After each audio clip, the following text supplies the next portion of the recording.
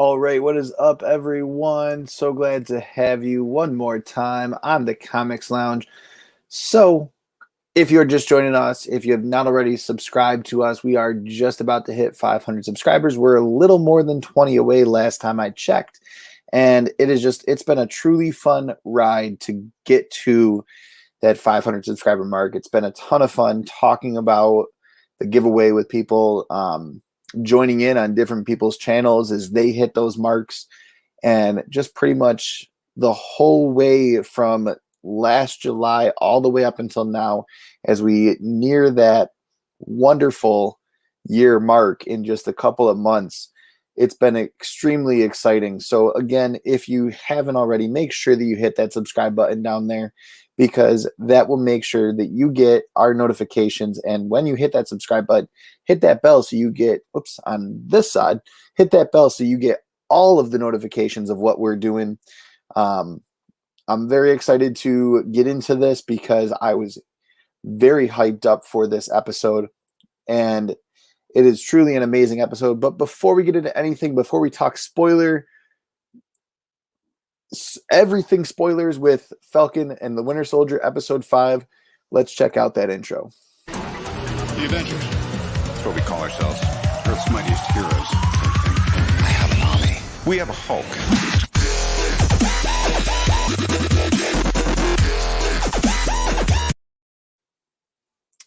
All right, and here to talk about Falcon and the Winter Soldier episode 5 is VK. How's it going? Amazing. I'm on Comics Lounge. Honestly, every minute of that episode was just complete insanity, and I didn't want it to end. It felt like one of the longest episodes they've had for a while. It was deep. It was definitely deep. And also, too, it's like so many times that show advertises so much as like a cop buddy show. Yeah. They should have gone deeper and really expressed how deep they're going into like social issues, culture issues, just human relationship issues. Like it was deep. It got to you. Yeah, for sure. And I mean, I was interested to see if they would bring back Isaiah Bradley. Obviously, you're not going to bring out such a big name and only have him as a one-off. But to bring him back in the same series was amazing to see that, because they could have basically left him for the time being, said, we introduced him, the fans liked him, people know him, but that's that. Isaiah Bradley's in the MCU, and we're going to leave it there. But they decided to go one further than that. They decided to bring him back and have him talk about the issues that he was facing as a black man, wanting to be better, wanting to be bigger than what he truly was. And obviously I can't understand truly what he's going through and what he went through, but you can feel the emotion in his voice, in his heart, just looking at the facial expressions. That actor played that character phenomenally the entire time. Agreed. He was good. I wish it's on the tip of my brain what he's been in before, but I can't picture it. It's like dream. He looks very familiar, but I can't think of where he's been, or if I've seen him before, or if he just has one of those faces where it's like, I think he's this actor, but he's not. Yeah. Well, maybe somebody in the chat can give us where he's been in, like what big shows or films he's been in, because it's on the tip of my brain, but I can't picture it. I should have did a little bit of research and seen what he was in before that. You know, if he was done in any MCU stuff. Yeah, but it was good to see his son too. Yeah, for sure. Because you know that he's going to play a major role going forward too. Oh yeah. That's a lock. Yeah. Because the Marvel and Disney don't, just show up, portray anybody willy-nilly. You know what I mean? They could have easily had Sam just go straight to the house, but no. They had him stop, say something to his grandson or son. Is it a son or grandson in the show? Grandson. So they had him talk a little bit. So they do that on purpose, So they're definitely setting him up for something in the future. For sure. Yeah. Because he's the leader of the Young Avengers?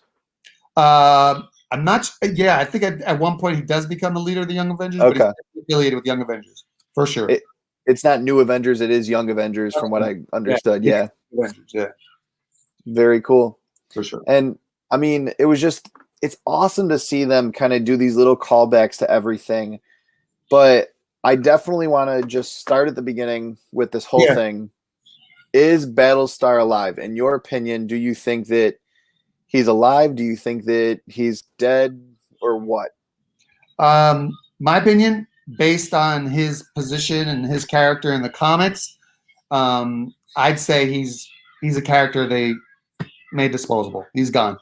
Okay. He's coming back. Because also, too, you got to remember Torres. Yeah. Young guy that is Sam's inner military contact. Yep. Young Latin guy. In his comic resume, he's Captain America, Sam Wilson, Captain America's new Falcon sidekick. Yeah. So Torres is another one that's going to be. It seems like he has a future. Oh yeah, definitely. Cray for Comics is saying, I'm guessing he's talking about Battlestar. He's kaput. Kaput. One and done. Yep. And I mean, I was hoping that they would take that character a little bit further, especially being such a big name actor. I love this actor in Green Arrow, the TV show. I thought that he was a really cool actor playing the mayor. I didn't even recognize him. Yeah. I had to look it back and I'm like, okay, what was he in? Because I knew it wasn't his first attempt at a comic book movie TV show, but I like researched him and I was like, that's how I remember him. He played the mayor of Central City, the Glades, basically, who went to the gun turn in or whatever it was and said, we're not turning in guns, and basically just shot up the place. And I mean, he played it really well. And to see him in this, to be John Walker's kind of sidekick in a way, I honestly was hoping that they didn't one off him and that he's still alive. I could see him based on the way that they cut back in episode 4 twice, I think it was, while John Walker was chasing the guy down and then also while he was killing him. Mm-hmm. I thought that they might bring him back. I thought that you might see a twitch or something, and then they also cut back to that again in episode 5. And I thought again, we're gonna see that he's still alive or something. And I don't know. I'm hoping, but I'm not holding my breath that we're gonna get Battlestar. Yeah. Once he met up with the parents. I don't think he's coming back. But I mean, John Walker is also kind of an enemy of the state right now. Would you tell him that he's still alive? I mean, John Walker snapped. He straight up snapped. Yeah. Well, they did him good too, because throughout the show, you see John Walker, you'll see his hands and he'll be like, and then you'll see his face, his eyes. And so they're doing a little bit of that whole PTSD twitchy type thing. So, it's no wonder he snapped. It was just a matter of when. And I don't love it because it's cool or because I enjoy the fact that this happened, but I love that they kind of played off of that, because in episode 4, they're talking about if you had the serum, John Walker knowing full well that he does, if you had the serum, would you have taken it? And they both said yes. And John Walker had said, if I had that on the day that I earned those 3 medals of honor, I probably wouldn't have earned those 3 medals of honor. Those guys would probably still be alive. And now he has the serum in him, and he can't stop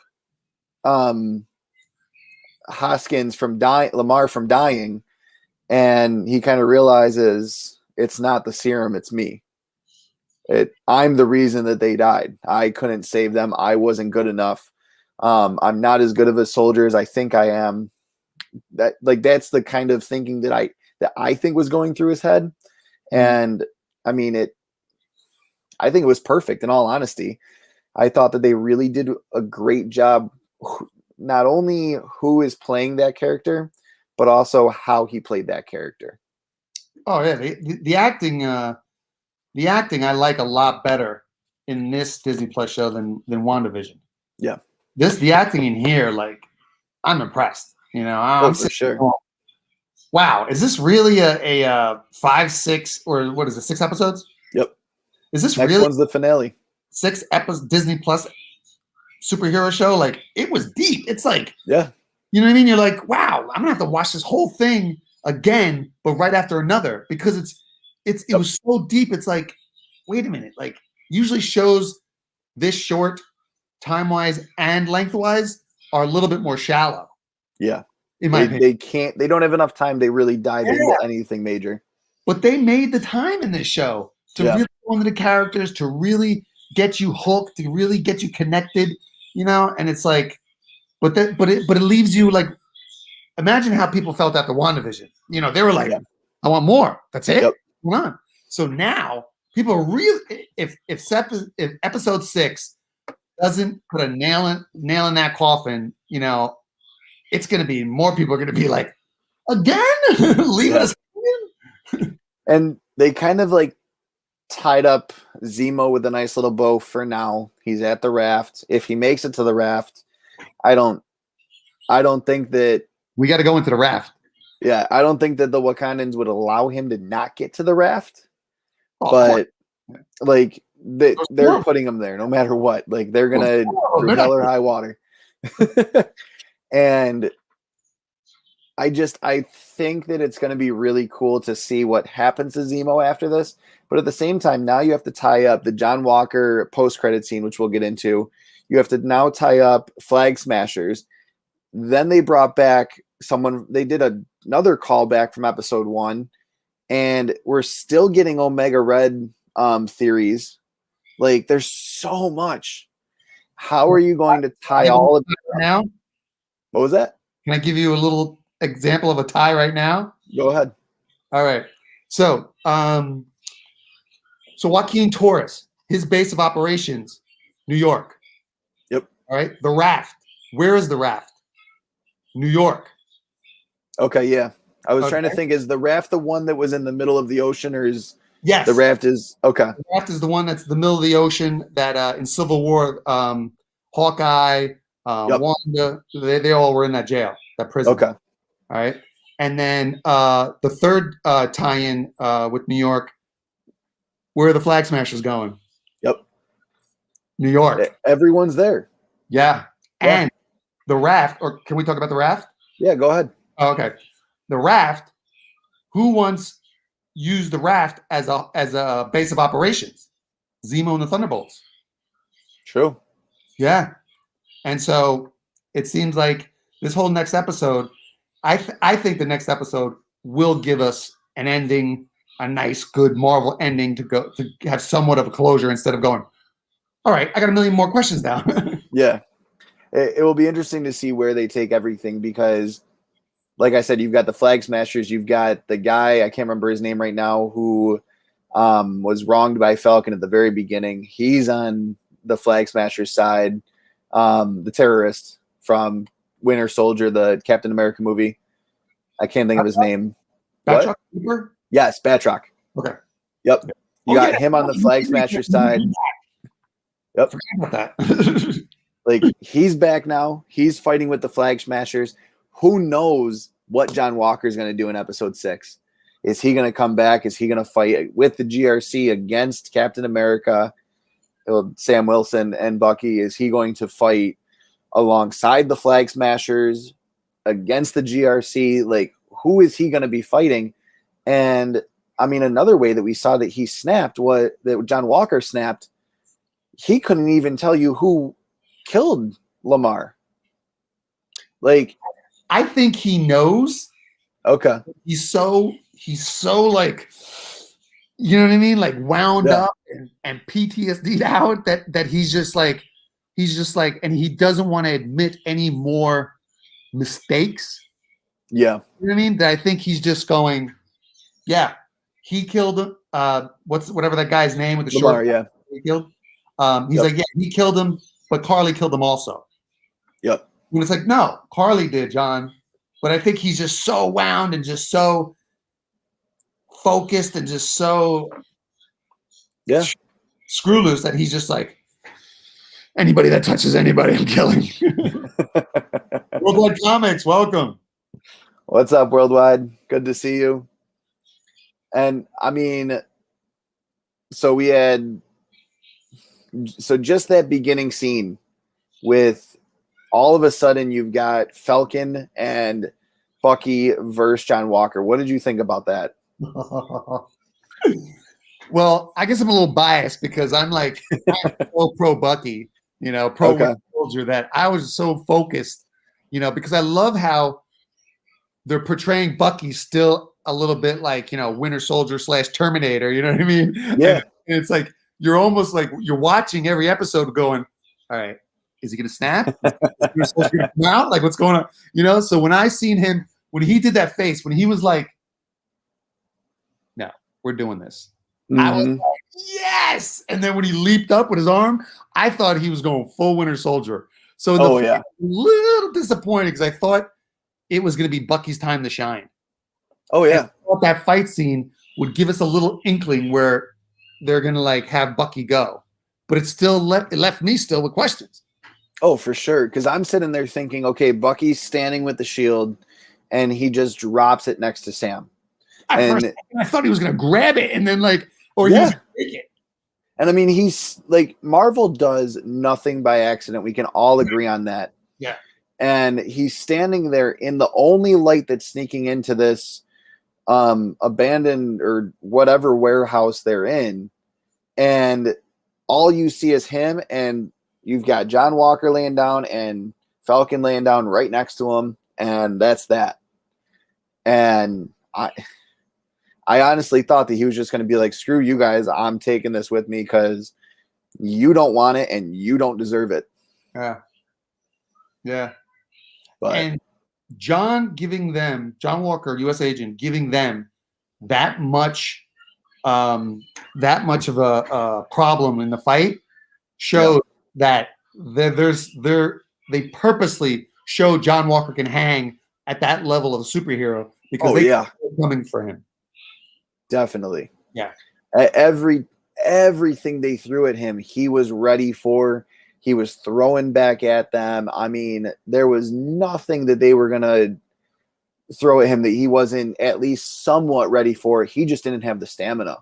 Yeah. He had snapped so bad that all he wanted was to kill them, and they wanted it more. They were after the shield. He was after their lives. And something had to give, and luckily it was John Walker and not Falcon. And that kind of leads me into my next thing is I honestly feel like Falcon kind of realized I'm done with this backpack jet because it almost seemed like he didn't want the technology anymore on his side. He wants to be Captain America, and he knows that Captain America has to be a symbol. He knows that Captain America has to be this stand-up guy who doesn't fight dirty, who doesn't rely on chintzy gadgets and all this other stuff. And I just think that he is going to truly be the next Captain America who stands up and doesn't need a super soldier serum because, as he said, why would I want it? He's already made it blatantly clear that he doesn't want it. Right. So, I mean, that proves that he deserves it, in my opinion. And also, don't forget, he's got a new suit. Yeah. I was so pissed off that they didn't show that. Oh, I kind of expected it because they're going to wait till so he's going to New York. We know that. So he's going to New York. So I feel everything happens in New York. I know. You're right. Didn't in the Avengers movie, didn't they attack New York? Yep. In that alien race, yeah. Ultron happened in New York. That was right in Avengers Tower. Yeah. I feel like with Sam being Captain America, I feel like when it all goes down in New York, I feel like all of a sudden you're going to see everybody's going to look up, at a New York high rise, and all of a sudden you're going to see Sam in that new killer Captain America Falcon suit. Yeah. It's going to be like a Captain America Falcon hybrid suit. Yep. That's what I feel. I'm kind of hoping we get the one from the comics. I think I have a picture of it here. Yeah, I was gonna say This one. Yeah. I'm hoping that this is kind of what we get with the backpack on and him kind of ready for anything. And what was that? There's actually another version. The one in the white one? Yeah, there's one that's a little bit more whiter, has a lot more white in it. It's the one in the comics. Yes, I know what you're talking about. Okay. Yeah. It's a either way they go with it. That one, yes. I actually like that one better. Yeah. I like the white shoulders. It makes it so that he's Captain America, but he's not Steve. This is a Marvel card, and look what they call him here in this Marvel card. Captain America. Yep. Not even Falcon. Yeah. Nowhere near. Just as Captain America. So I think that's what's going to happen in that New York scene. Oh, for sure. Yeah. And I'm just hoping for the best case scenario outcome, in all honesty. I think that what they need is to have something major happen that kind of brings some of the other Avengers out of their shell and is like, okay, we need to come back together. This is kind of over the top. We can't allow this. And Bucky and Sam have to be like those new leaders and be like, you guys have sat on the sidelines for too long. I know Thanos just got dusted away a couple months ago, but it's time to come back because there's some real crap going on here and the world needs us. Yeah. So whatever this ends up leading into, I'm going to be very excited for it. What about going over the cameo? Go ahead. Yeah. First off, I'm disappointed. I am disappointed. Okay.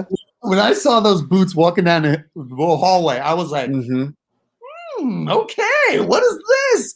Yeah. What is no, why? I was like, wait a minute. All I picture is her going, Jerry, what are you doing? Where are you going? I'm like, Joe Walker, you want to be a superhero? Like, that's what I pictured. At any moment, she's going to break character and go back into that character. And I was like, wait a minute. Marvel's messing with us even more. Oh, yeah. You know what I mean? Like the writer said, this cameo is someone that can hang with Thor's level. That's what he said. And he said this character has been in the Marvel universe, but not in the movie. Julia Louis-Dreyfus, if you look at her resume, Black Widow. Really? Yes. But it doesn't say any other Marvel. So you're like, wow, they are like pulling all stops and messing with us. For sure. And then it was like, Walker was just like, he's a good actor. But then again, he is, what's his name, son? Kurt Russell. Yeah, he is Kurt Russell's son. You know what I mean? Oh, yeah.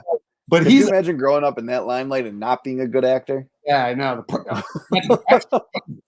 But that would turn you into John Walker real quick. But at first, like, I hated John Walker, like everybody. And then all of a sudden, as it went on, like, I actually loved to hate him. Oh, definitely. And now, when I was doing a little bit of research on what is it, Val, or we can't call her Val, or maybe we should call her Madam Hydra. Guess who she was, I believe, married to or in a relationship with? Who? Wolverine. Okay. Yes. So, for those of you guys watching who don't know, who aren't privy to all the old school stuff, this is Madam Hydra. Oh, yeah. From when she was on Seinfeld. So, that lady on Seinfeld is the one that's ruling Madripoor. I know. It doesn't make sense, but all right.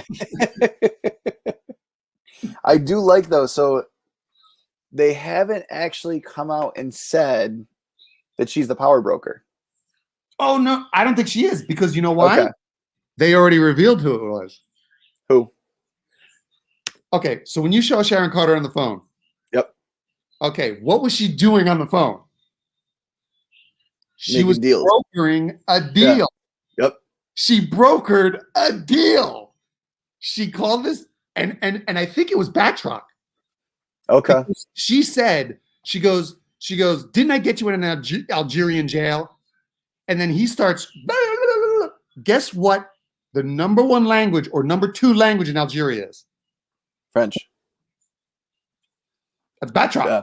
You know what I mean? So it's like, I think it was her getting him out of jail for Carly.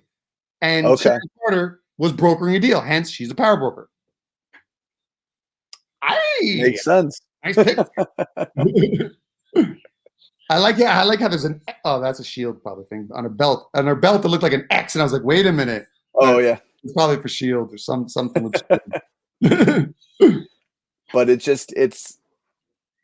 I'm gonna be shocked if she is the power broker. It definitely makes total sense. It's totally not what's in the comics, but I mean, again, I'm not looking for this to be completely comic accurate because why does it need to be? Like we're talking about comics that were created in the 60s and 70s and 80s, and you need to bring it into the current world. Yeah. They did it perfectly with Iron Man. I mean, they did it perfectly with Ant-Man. They could have easily went with Ant-Man and did the same thing they did with Captain America, where they took him back in time and then brought him forward in time. But they didn't.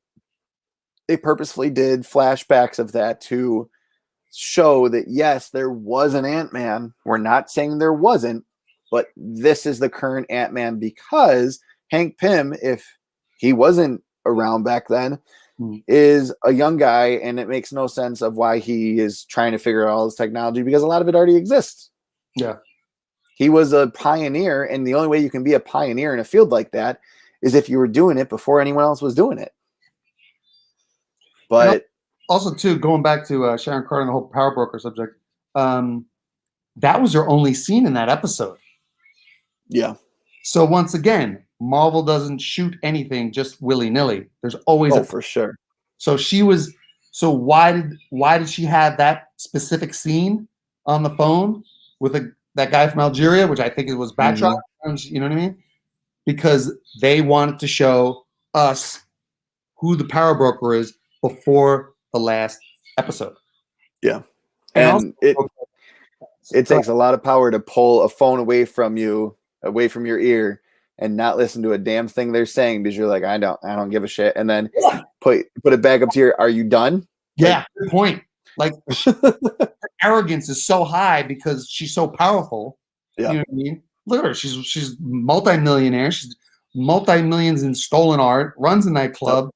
You know what I mean? She's got a chauffeur. It's like whoa, okay. Oh, but also too, real quick, and guess who's connected to the raft? Who? Walt Ross. And we know that Thunderbolt is definitely, and it's long overdue for him to do something. Oh yeah, something or a reference to him. It is long overdue. That's definitely. Who knows? Maybe Thunderbolt Ross is the Falcon and Winter Soldier's Mephisto. Maybe he doesn't show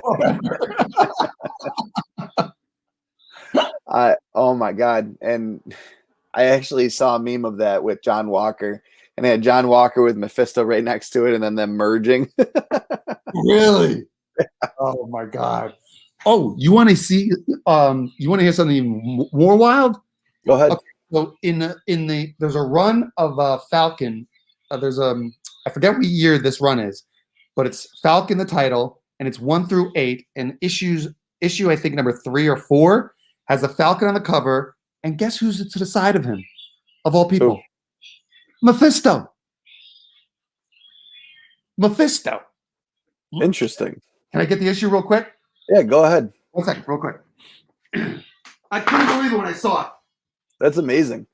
It's amazing how Marvel pulls from these like very menial issues that we don't think are going to be a hot or will ever be something key. Like White Vision is a perfect example of that. White Vision, no one ever really thought was going to be a major character. When that book, or when when we first got White Vision, it was so beyond any realm of possibility that that would ever be a hot book that it was going for about $10 on eBay. Yeah. And that was in near mint condition. And I actually was in an auction to get that book for $15. And within the last 2 hours, the show had come out and I lost that book. And it was $150 for a raw copy. Yep. I actually think I have that comic. I think I have issues like 1 and 2 or yeah. That's crazy. I couldn't believe it. I posted on my IG and I found this when it was like right at the end of WandaVision, kind of in between Falcon and WandaVision, and I was like, I found Mephisto, people. Yeah, I know that I have that Falcon series somewhere back here. I picked up a few Falcon books a while back when he first came to the MCU, just to see what he was all about and whatnot. And I was very excited to have the possibility of someone taking up the Captain America mantle, because we knew that Chris Evans was only going to be in this for a short amount of time. There was no way that Chris Evans was going to continue to do Captain America past, I wouldn't have said past phase 4. The fact that he's gone at phase 3, I was kind of shocked at. I thought that he would make it to phase 4, but I definitely think that they played that character the right way and they finished him off in the best way possible and just ended everything they could with him in the best way possible. I also am curious to see, is Steve retired or is he dead? Because they keep talking about him like he's dead, like he's gone, he's never coming back. I mean, that's just the vibe I'm getting. But it's very interesting to see how they're talking about him. And then also, I mean, he still has the super soldier serum in him. Yes, he's the same age as Bucky, or actually a little bit younger than Bucky. And yes, he does kind of live a double life in a way. I mean, he is probably about 20 years old when he goes into the ice. He then lives for another 10 years out of the ice. Maybe 15 years with the time jump. So, I mean, realistically, he's 35, and then he goes back to 1950 and lives for another, I think it's 70 years or 80 years, maybe. But, I mean, Bucky's the same age, and Bucky was definitely taken out of that ice a lot quicker or a lot more often and a lot. Yeah, I mean, his brain had to be mush. Like, the experiments that they were doing on him, the fact that he's looking as young as he is amazing. But do you feel they were teasing his return to throw us off? Who? Marvel, Disney, because there was a couple articles that Cap may show up or Cap may come back or da-da-da. I think so. I think they were definitely trying to get us to kind of bite on something that wasn't there. Kind of like holding that carrot out in front of us, like, come on, you know you're gonna love this because Chris Evans might be back as Cap. You never know. Right. But I don't think we're gonna get him again. I know that we're gonna get Tony Stark as Iron Man again. Yeah, I did read that. Yeah. As an AI through Riri Williams' show, and probably through Armor Wars too. But those two characters, unless Multiverse of Madness rips open something so big that it makes sense to bring them back from a totally different universe, then we kind of could see them again. But I don't think we're going to. I don't think Marvel's going to completely throw everything that they did out. And I mean, they've already said, we sent off those two characters in the best way possible. They are the founders of the MCU, and they deserve to rest in peace. And Kevin Feige is not going to sit there and milk something for years and years to come because he has so much to do. Like, why am I going to sit there and talk about two characters when I could talk about 500 others that have such amazing stories and have so many cool things to offer? And I mean, they got to expand it. Yeah.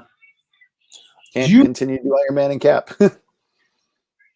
While we're talking about this, I'm sitting here going, Captain America is such an iconic character. There's got to be another one. So I'm sitting there going, okay, so then who would it be if not Chris Evans? And then I'm sitting there going, okay, what did the Wakandans? I forget what the Wakandans said to Bucky. Oh yeah, they said he needs to be missing or not visit Wakanda for a while or something. Yeah, be scarce. Yeah, that's it. Yeah. She says, make yourself scarce for a while and da-da-da. Yep. Once again, Marvel and Disney don't put anything in the script or on the screen unless it has a purpose. Yep. Did she say that because during his hiatus away from Wakanda, he takes on the Captain America role? Maybe. Because somebody's got to be him. And For sure. I don't see Sam Wilson being Captain America for more than for like another show or for even one movie. I don't see it. Yeah. Yeah.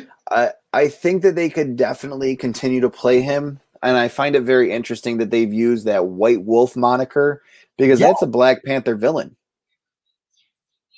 But it's also a hero that's called White Wolf, I believe it is, in the Agents of Wakanda. Okay. I thought in the Agents of Wakanda on the cover, there's a white wolf. Huh. But it is another white wolf. Okay. Wakandans had a white wolf before. I don't know if Bucky's the second white wolf or what, but yeah. Because I also had heard that White Wolf was a villain of Wakanda who then became an agent of Wakanda. I'm not quite sure. I don't know the whole logistics of it because I don't study comics. I wish I knew more, but it's like when information becomes available to me, I learn about it and I talk about it and then maybe put it on here. But then maybe the White Wolf that I read about, maybe he did have a villainous background. I don't know. Yeah. It's so cool. And again, Marvel does nothing by accident. So the fact that they're naming him this is amazing. They didn't name Wanda Maximoff as the Scarlet Witch until she went full Scarlet Witch. Right. Yeah, good point. Like every little thing, every nugget, every seed that they drop is done on purpose. And the other, so going back to even before Madam Hydra comes in, and I've been saying this for a while that Hydra's not dead, that we're going to continue to get more Hydra stuff. And I'm actually, as I was watching it, the funniest part of that whole fight scene, when Sam Wilson breaks his arm, my wife goes, "Yes!" Yeah, a lot of people don't like Walker. We both love the actor who's playing him, and we both will say how amazing he's doing playing John Walker, but she hates John Walker. She cannot stand him. And go ahead. Like that just says how well Kurt Russell, I can't think of his name. The son of Kurt Russell is playing John Walker. Yeah. But anyways, so Madam Hydra, before that scene, the fact that John Walker is basically being allowed to walk free after that is kind of showing how his power in the military kind of talks. And after talking back and saying, "Hey, no, you need to listen to me. That's not what happened. He killed her." And it's like, and they didn't say it, but I feel like they know who truly killed Lamar because they said, "Oh no, we know all of the details." And the episode was titled Truth. Yeah. So they have to know that Carly's the one who killed him. They just have to. Yeah. But that whole scene was just amazing. He played that role so well. And the serum John Walker and then post serum John Walker being basically two different monsters in of themselves. Mm-hmm. He is a phenomenal actor. Yeah. And since you brought up Hydra, again, it's like Hydra. Yep. Could we be seeing Red Skull coming? I think so. And also, too, there's a Captain America book that supposedly has the first appearance of Sin, and it's I forget her name. It's like Madam something, and then also name is Sin, and supposedly Sin is Red Skull's daughter. Okay. That book, $350. sold on eBay. Wow. Raw? I'm like, no, it was graded. It was graded, but still Okay. graded. Yeah, still. You know what I mean? It's like, you're like, what the heck is that? Like, what's that about? You know what I mean? So it's like, So that made me thinking. I'm like, does somebody know something I don't? Like, what's Yeah. going on with this? And they just keep mentioning, and it like without Hydra, it's like when you think of Hydra, you think Red Skull. Yep. So Worldwide Comics is saying episode 1 was New World Order. And I said that I think last time we talked about this, or maybe even 2 episodes ago. The fact that they named episode 1 after Hydra's main point was just like, again, nothing is done by accident ever. So why are we going to say that Hydra's gone? There's no evidence that supports that they're gone. We saw them in WandaVision. Obviously, those were in flashbacks.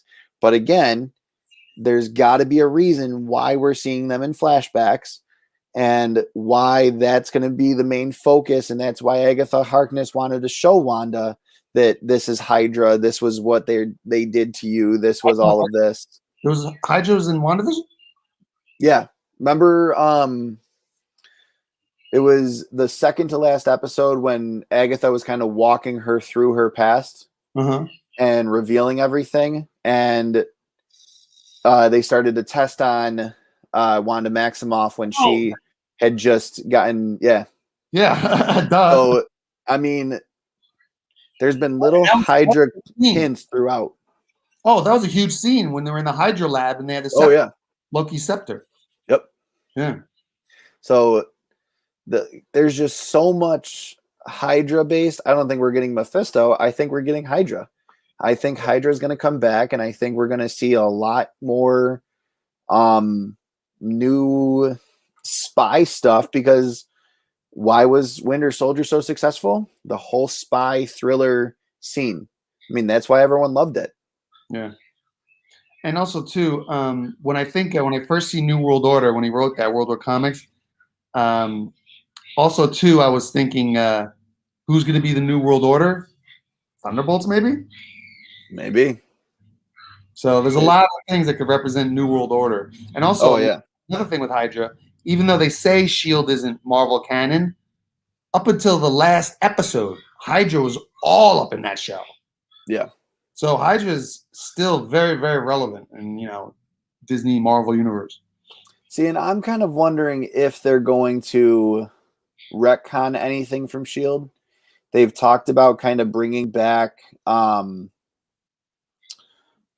was it called? Ghost Rider. Fitzsimmons.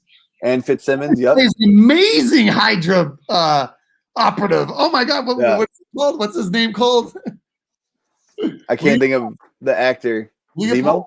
No, yeah. Yep. Hydra's named Leopold. Yeah. Honestly, I think we're going to see some really interesting stuff moving forward post Falcon Winter Soldier. But before even all of that has to happen, like, we then get, after John Walker kind of fades out of existence for a little while, we then start to see them go back to, I can't remember where Sam's from, but we see them go back there. Yeah.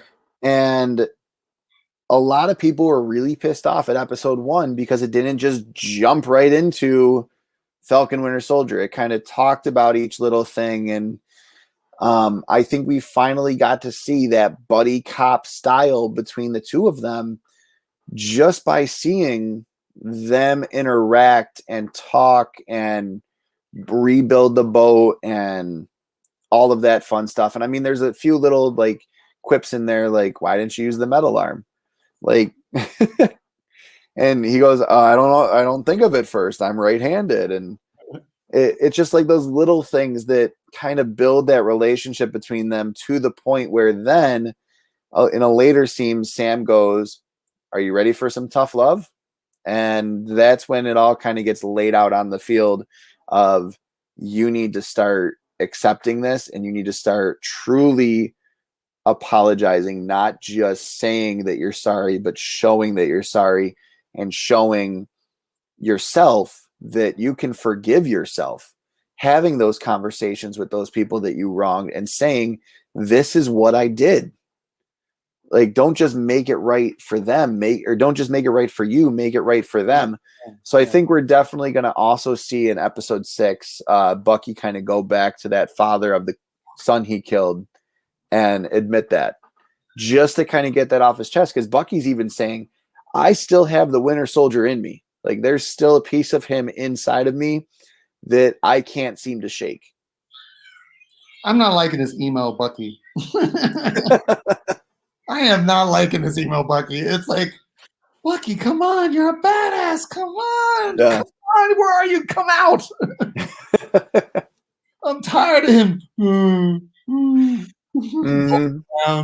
It's like, come on, dude. You're a stud. Come on. Yeah. But I mean, Zemo said it perfectly. It didn't take long for him to get that out. Like when they were in the bar scene, it's like, you're not wrong, bud. True. Good point. Also, too, I read an analogy that kind of made sense and worked. So you have John Walker showing that the U.S. has screwed up in using superheroes to do their work. Yeah. John Walker made the U.S. government look bad. So have they learned their lesson? And now if they ever do that again, they're going to hire somebody like the Thunderbolts. Yeah. Because if something goes wrong, hey, we don't know who what they're doing. That's on them.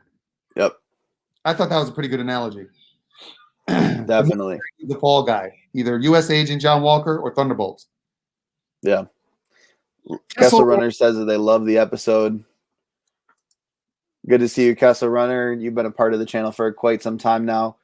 Honestly, I think they're going to have to take it some sort of route where the GRC is going to get bombed or something's going to go down. We already know that someone's infiltrated, or are they evacuating? That was hard to tell. I wasn't sure if those two guys were kind of on the Flag Smasher side, maybe on Hydra's side.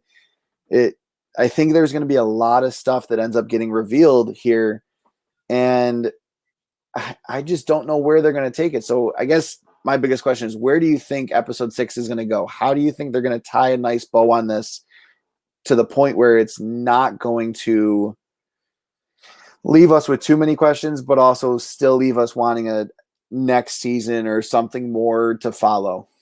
Okay, let's go down the main characters, major characters. Okay, so Falcon.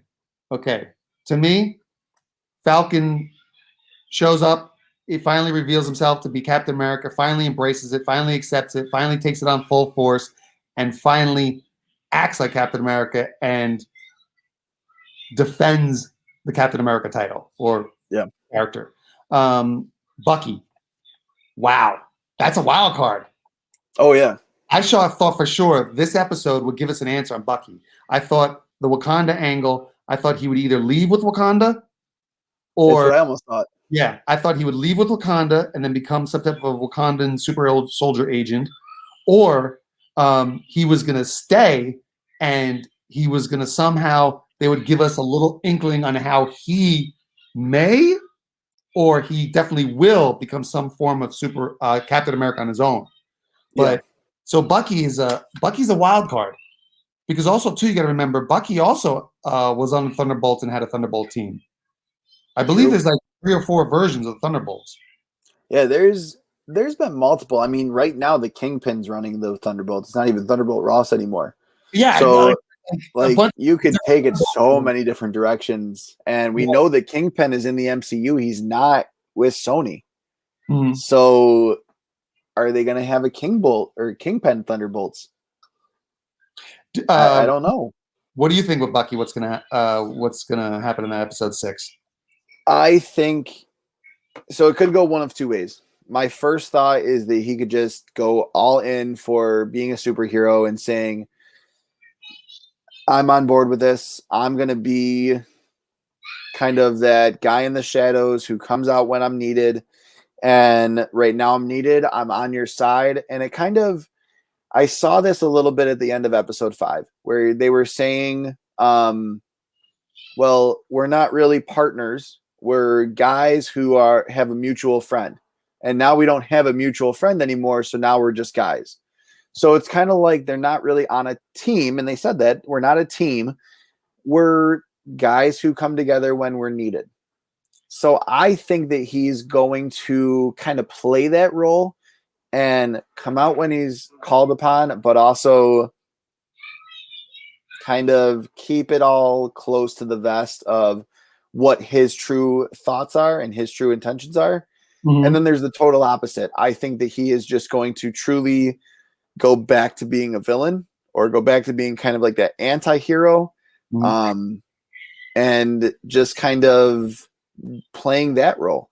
So like it could go either way. I'm kind of hoping and leaning toward I'm going to be your guy in the shadows who helps you when you need me, and I'm here when you call.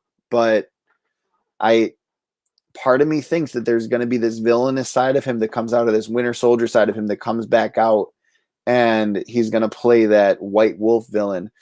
And the reason I'm kind of thinking that is because they didn't talk about it. I saw this in an article where John Walker was going or kind of created this U.S. Wakanda war. He's kind of starting this war between the U.S. and Wakanda.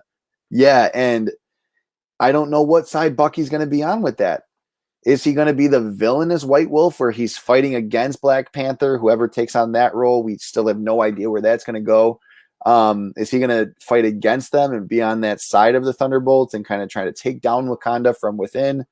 Or is he going to be on the Wakandan side and be their Captain America, their White Wolf who is fighting for them? It's all up in the air right now, and it's so hard to tell because Sebastian Stan is playing such an amazing I can sit on a fence role of I'm not really here right now, but I'm also not here. I'm right in the middle, and I'm walking this line perfectly.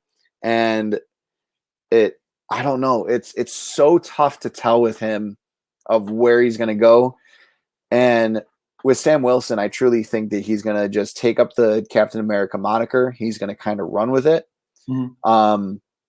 And I mean, he said toward the end of that episode, I can accept that I'm not going to win every single battle. I know that. I've lived that in my entire life, that every battle is not truly winnable.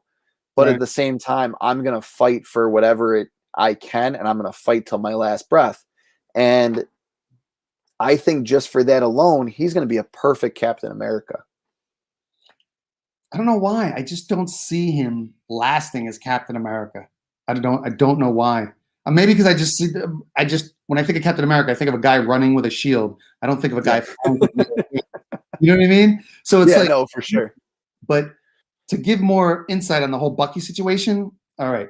So episode 6, Falcon's going to show up, save the day as Captain America, but you got to remember they're going to be in New York. Yep. Torres has the old wings. Is Bucky preoccupied with something?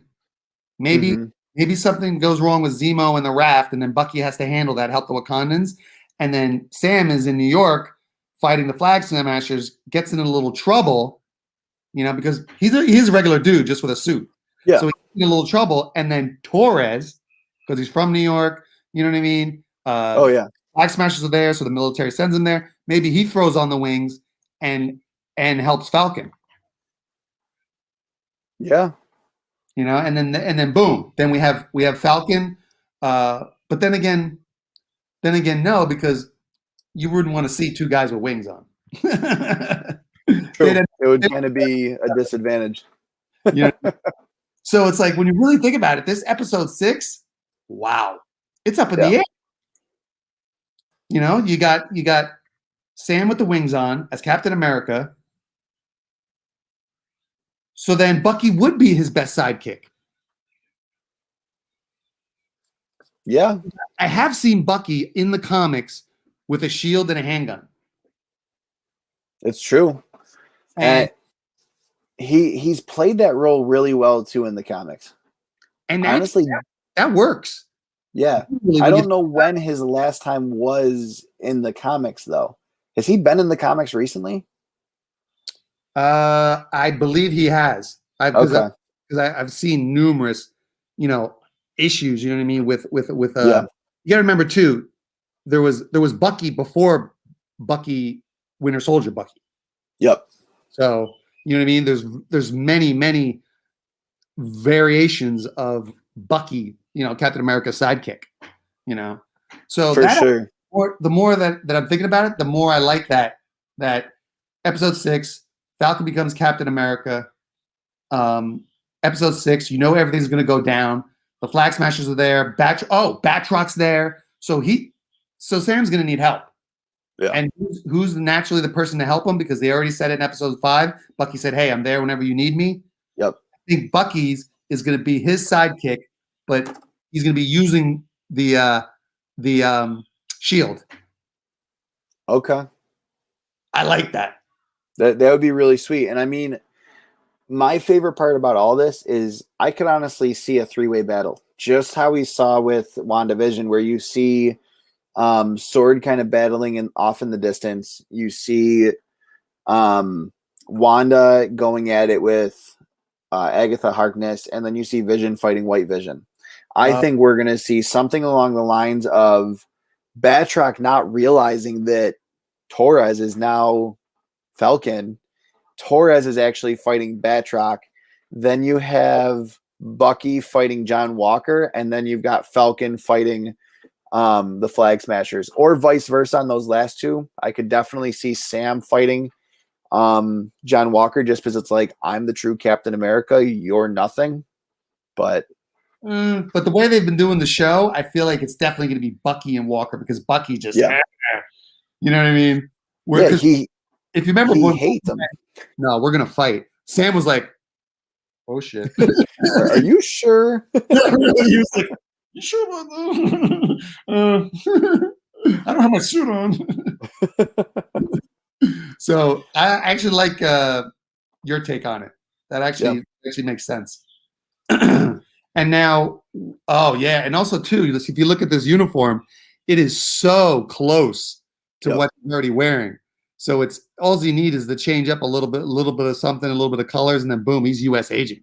Yeah, and I mean, we never see Captain America ever with grenades. We never see him with blood across his chest. Like, John Walker is just the radicalized version of Captain America.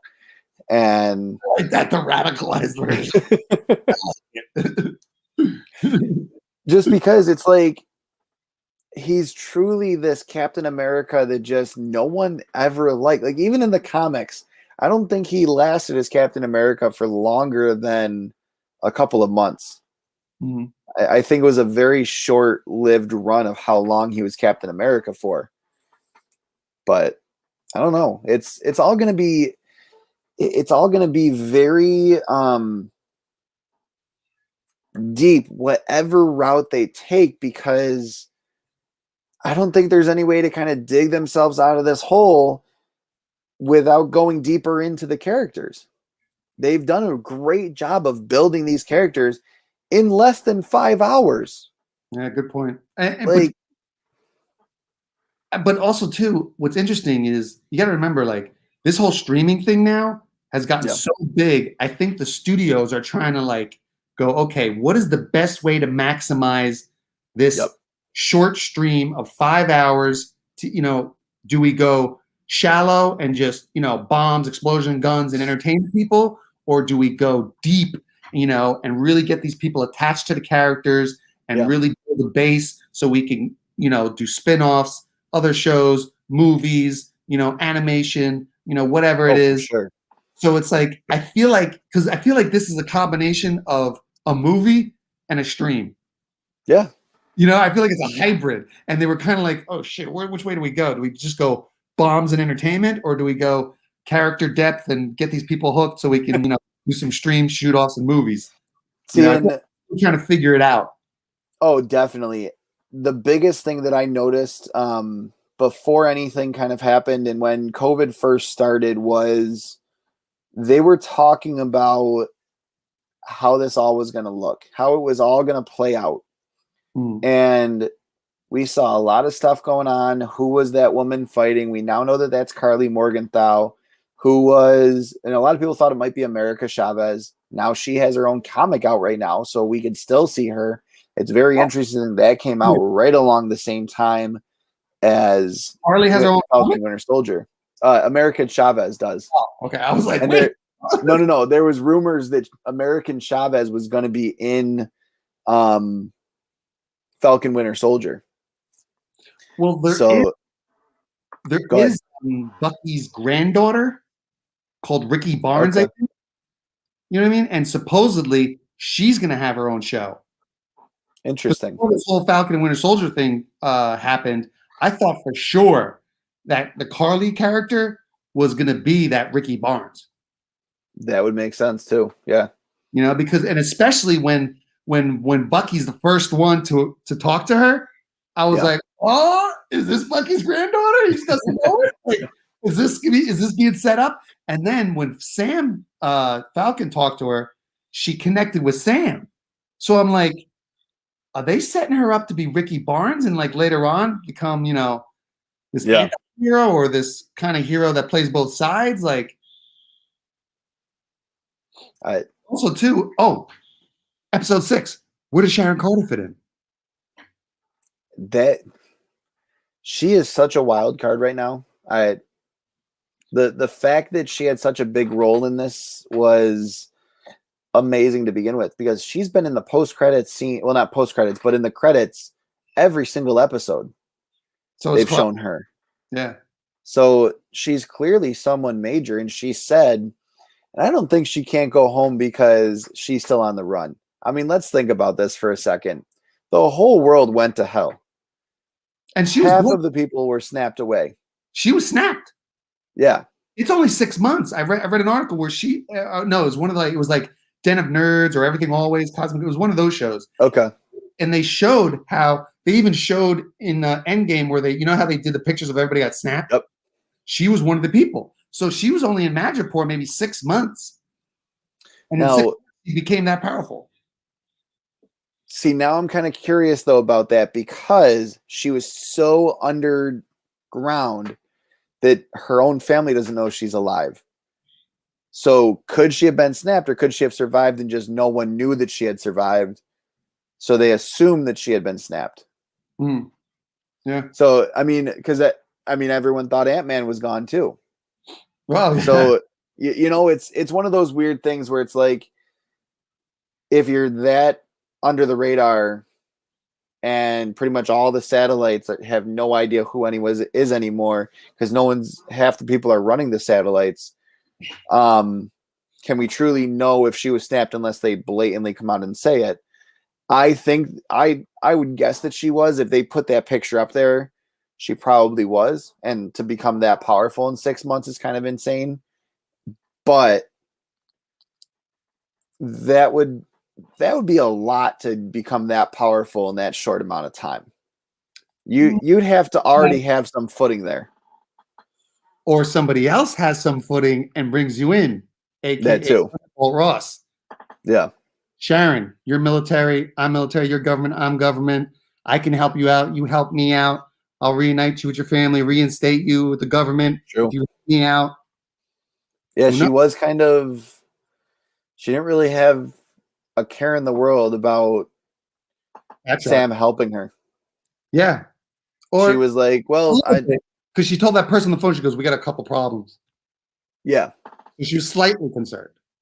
Slightly concerned, but at the same time, like when Sam's like, I'll get, like, they allowed the walking bionic man to be written off and he's okay. Like, he's in court therapy, but I mean, if he can get pardoned, why can't you be pardoned? No, really. So Iron Man's parents, if he can get pardoned. And she's just kind of like, I don't know if I can trust you. So she knows something. Oh, yeah. She knows who's truly pulling the strings. And she might be pulling her own strings and being that power broker, but someone's pulling her strings.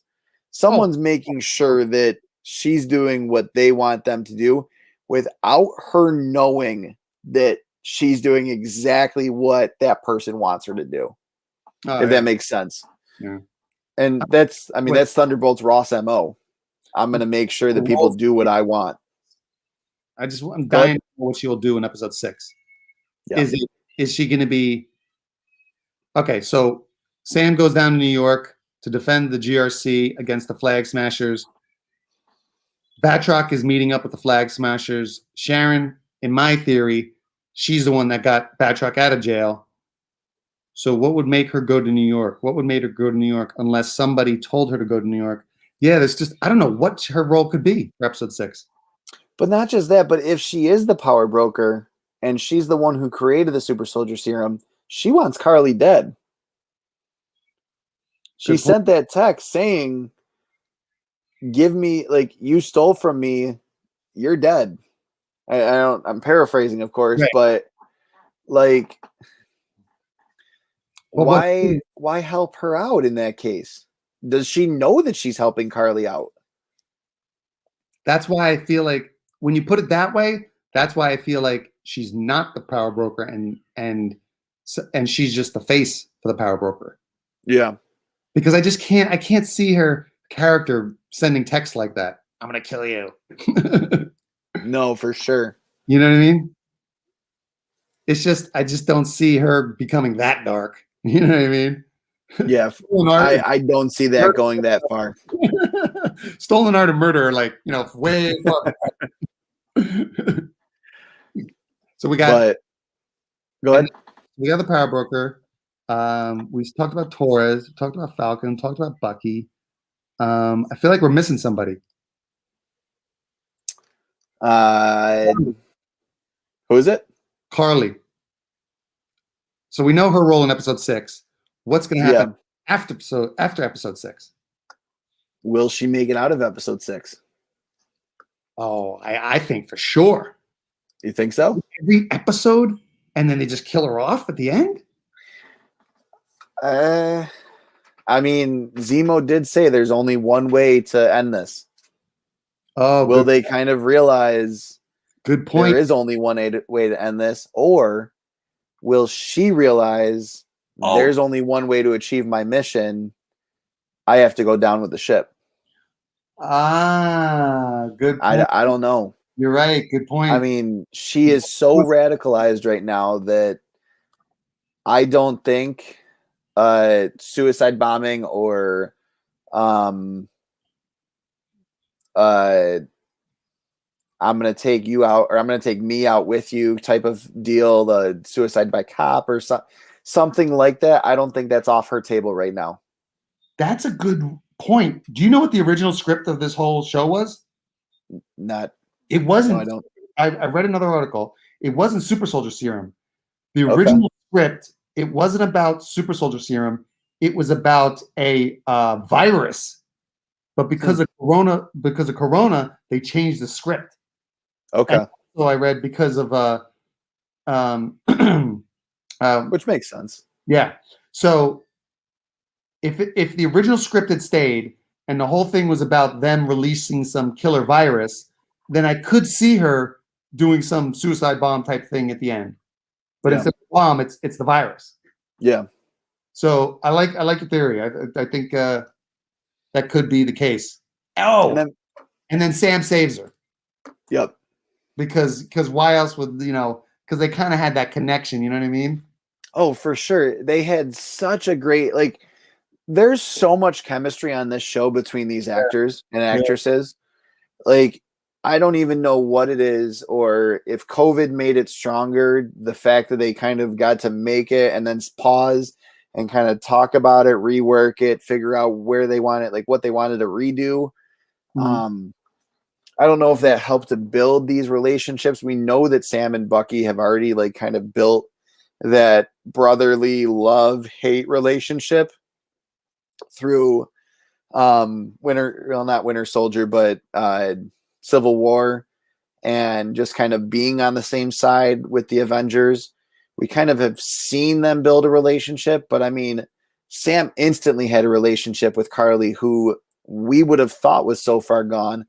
And yes, he does have a background in speaking to like PTSD and kind of what you're going through and talking about all of that. But like the chemistry between these actors and actresses is phenomenal. John Walker and Lamar, like they had a brotherly bromance from minute one. And like it wasn't just the characters, it was the actors who truly brought out the characters the best they could. Like I don't think there was a single casting choice that I would ever change in this show. Yeah, good point. You're right. Like, I thought they could have picked somebody different for Agatha Harkness in WandaVision, but this series, yeah. every character I really liked. It was a good cast. Definitely. Yeah, I agree on that. Definitely. So go ahead. I was going to say, so on episode 6, there's so much. Once again, Marvel and Disney, they do script and they do characters and they show them and they let the characters with their scripts. It's on purpose. Everything has a reason. So for them to mention specifically the raft, is the raft going to show up in episode 6? And if the raft does show in episode 6, once again, thunderbolts. There's got to be another. There's got to be another tease. Was Omega Red ever on another team? I don't know enough about him. I don't know. If it was on another team. Anybody in the chat? You know that answer? And you know what? Thank you for mentioning him. Could we see? Oh my God! Because I did hear we were going to see. First, I heard the rumor was we're going to see Omega Red in a prison scene in Black Widow. Okay. Here we got a prison. Yeah. In Falcon Soldier. Are we going to see Omega Red inside the raft when they bring Zemo? It would make total sense. So I'm looking it up right now. His team affiliations. He was part of the Hand, the Red Mafia, Weapon X Force, and the Marauders. The Marauders are a pretty close team to the Thunderbolts, from what I understand. Really? And Weapon X Force, isn't that Weapon part of X is coming up, and that's part of the Super Soldier Serum. Yep. So could he? Oh man, we've got the Weapon Plus show very soon too. I think that's coming out in 2022. Oh, I didn't even know that. There's actually a Weapon Plus. Yeah. Oh wow, I didn't know that. Wow. I'm really liking this now that you mentioned the Omega Red and now that they showed the raft, because if it didn't have a bigger meaning, it has a meaning, a bigger meaning than just that's where they're sticking Zemo, or they wouldn't have said it. Yeah. They would have just said, "Oh, don't worry, he's going to a Supermax." Yep. They would have just said, "Oh, it's a Supermax," and the public would have known what that means. And I did find it very interesting that they said to John Walker, we're sending you to the barracks, can't think of the exact language, but they didn't say the raft for him. They said the raft for Zemo. They said the detention barracks or whatever, detentionary barracks, if he basically broke what they had put in place. Oh, I'm going to have to rewatch that. Yeah. When he's walking out, he said, you need to return the shield. You need to give up everything with Captain America. You are no longer Captain America. You will never be him again. And if you continue to deface or whatever, I can't think of the word, but basically if you continue to be this horrible version of Captain America and just completely rewrite everything that he stood for, we will put you in a penitentiary barracks, basically. I think that was the word they used. So, in the end, they didn't say raft. In the end credits, he was crafting his own shield. Yep. Val, Madam Hydra, the super cameo, she said she wants him and his skills. Yep. So could episode 6 in the beginning immediately start off with him showing up in New York, because that's where everything's going down, and the U.S. government tries to arrest him. Bucky, Sam get into it with him, and then when they're done, they try to take him to the raft, and Possibly. maybe that's when we maybe see Omega Red, and then boom, John Walker, Omega Red, maybe some other Thunderbolts break out, and then boom. So Thunderbolts teams, their base is the raft, the cube, which I think we've seen the cube in the MCU too. Don't remember the cube. Maybe that was a TV show or something I was watching. I've been watching so much Marvel lately with my son. I can't keep track of what's animated, what's real, what's MCU, what's not. That's how I am with Star Wars. Wait a minute. Is that canon? Is that not canon? Was that an anime? Yeah. I don't want this to be canon, but it is. Yeah, I know.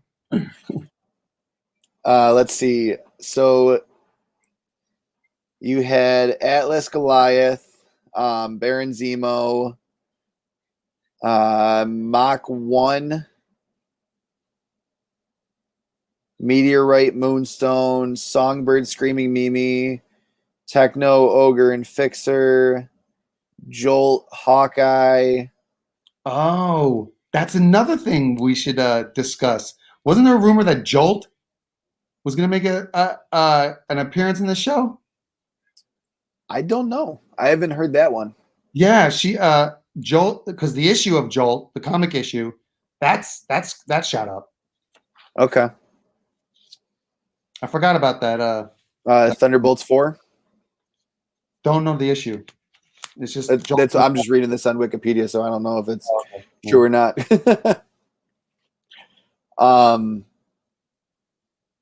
But I'm pretty sure John Walker was part of the Thunderbolts at some point. Oh yeah, yeah, definitely. I think he even led it one time. Yeah.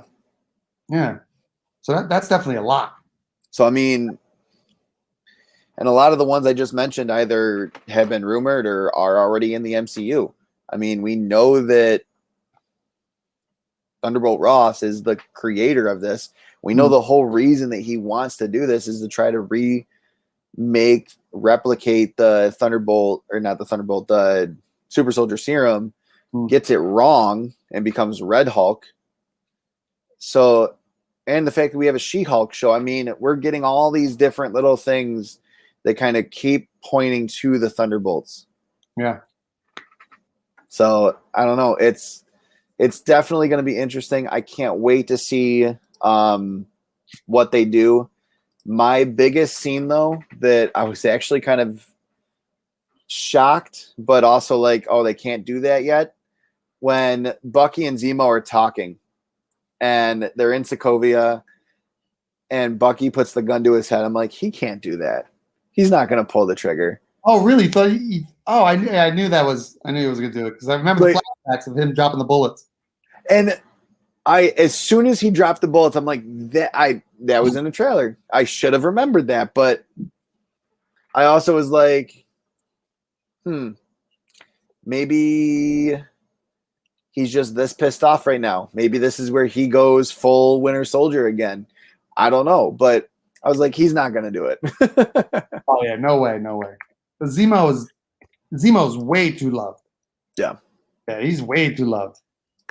When he was about to kill himself in Civil War, I was like, nope, can't do that. And then I actually nearly cheered when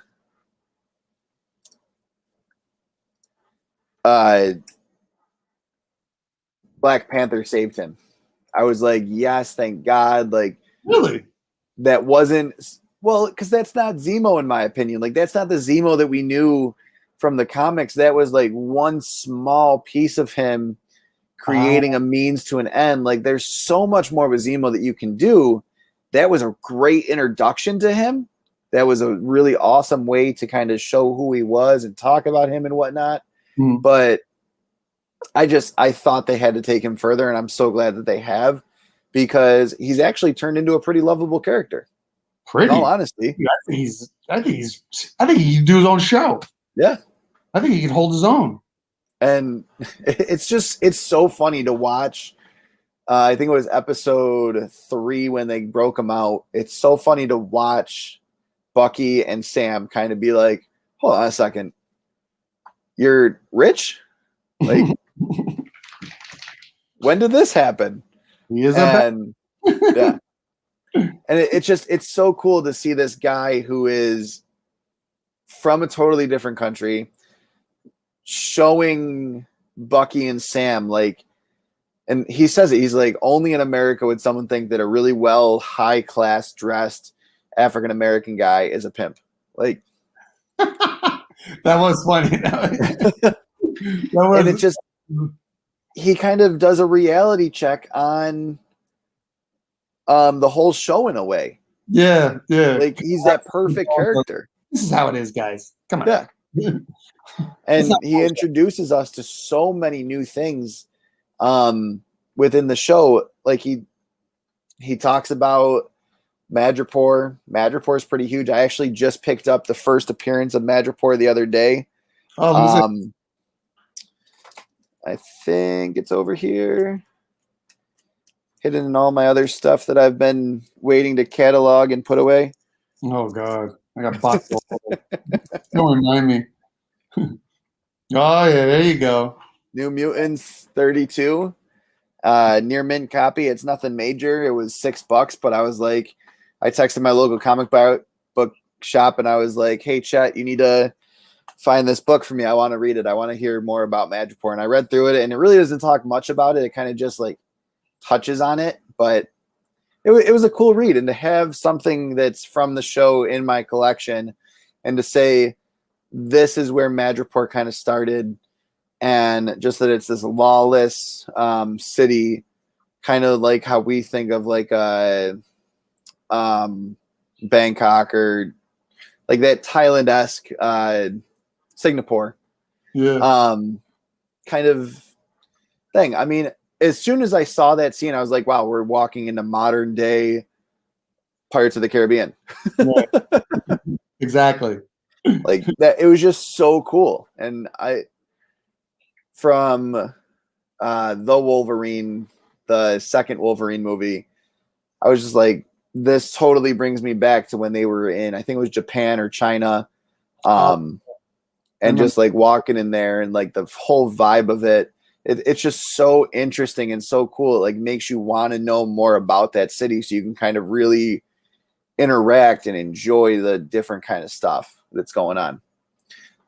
So talking about Madripoor and coming back to the power broker, she said, it's okay. I have a place in Hightown. And if we go back earlier in that episode, Zemo said, well, there's Lowtown and Hightown, but I don't really know anyone up in Hightown. Like that's the posh part of town. Like you'll be safe up there. You got to have some money and you got to have some influence from the sounds of it. Yeah. So I definitely think, I don't think that we've met the power broker necessarily yet, but I do think that we've met his bidder, which is Sharon Carter, his or her bidder. Or is Madam Hydra, Julius Dreyfus, is she power broker? I could see that. In all honesty, I think that that would be a really interesting way to play it, because then you've got her, you've got Sharon Carter right under her. Yeah. She's now going to bring John Walker in, and you've got Sharon Carter, who's kind of like, I'll play both sides of this. I don't care. I'm making money off this. I'm pleasing whoever I'm working for. They're making money. I'll get Batroc involved. Go ahead. Do what you got to do. So is episode 6 going to be like an end game where we see Sharon Carter fighting Madam Hydra? We see Batroc fighting Bucky. We see Falcon battling the flags. Is this going to be like a total end game free-for-all battle royale? I'm kind of hoping. I honestly wasn't too pleased with the ending of WandaVision. I thought it was a great ending. I thought that it left us with just the right amount of questions to go into Multiverse of Madness. But I also thought that the fight scenes could have been better. I thought that it would have been like this really amazing thing. And again, they said there's more CGI in that one episode than there was in all of Endgame, which obviously, like, yeah, Endgame had a lot of CGI, but I mean, that was easy to do CGI. You're talking about armies, people have been doing that for years with CGI. I mean, it's difficult to say, hey, by the way, she's floating.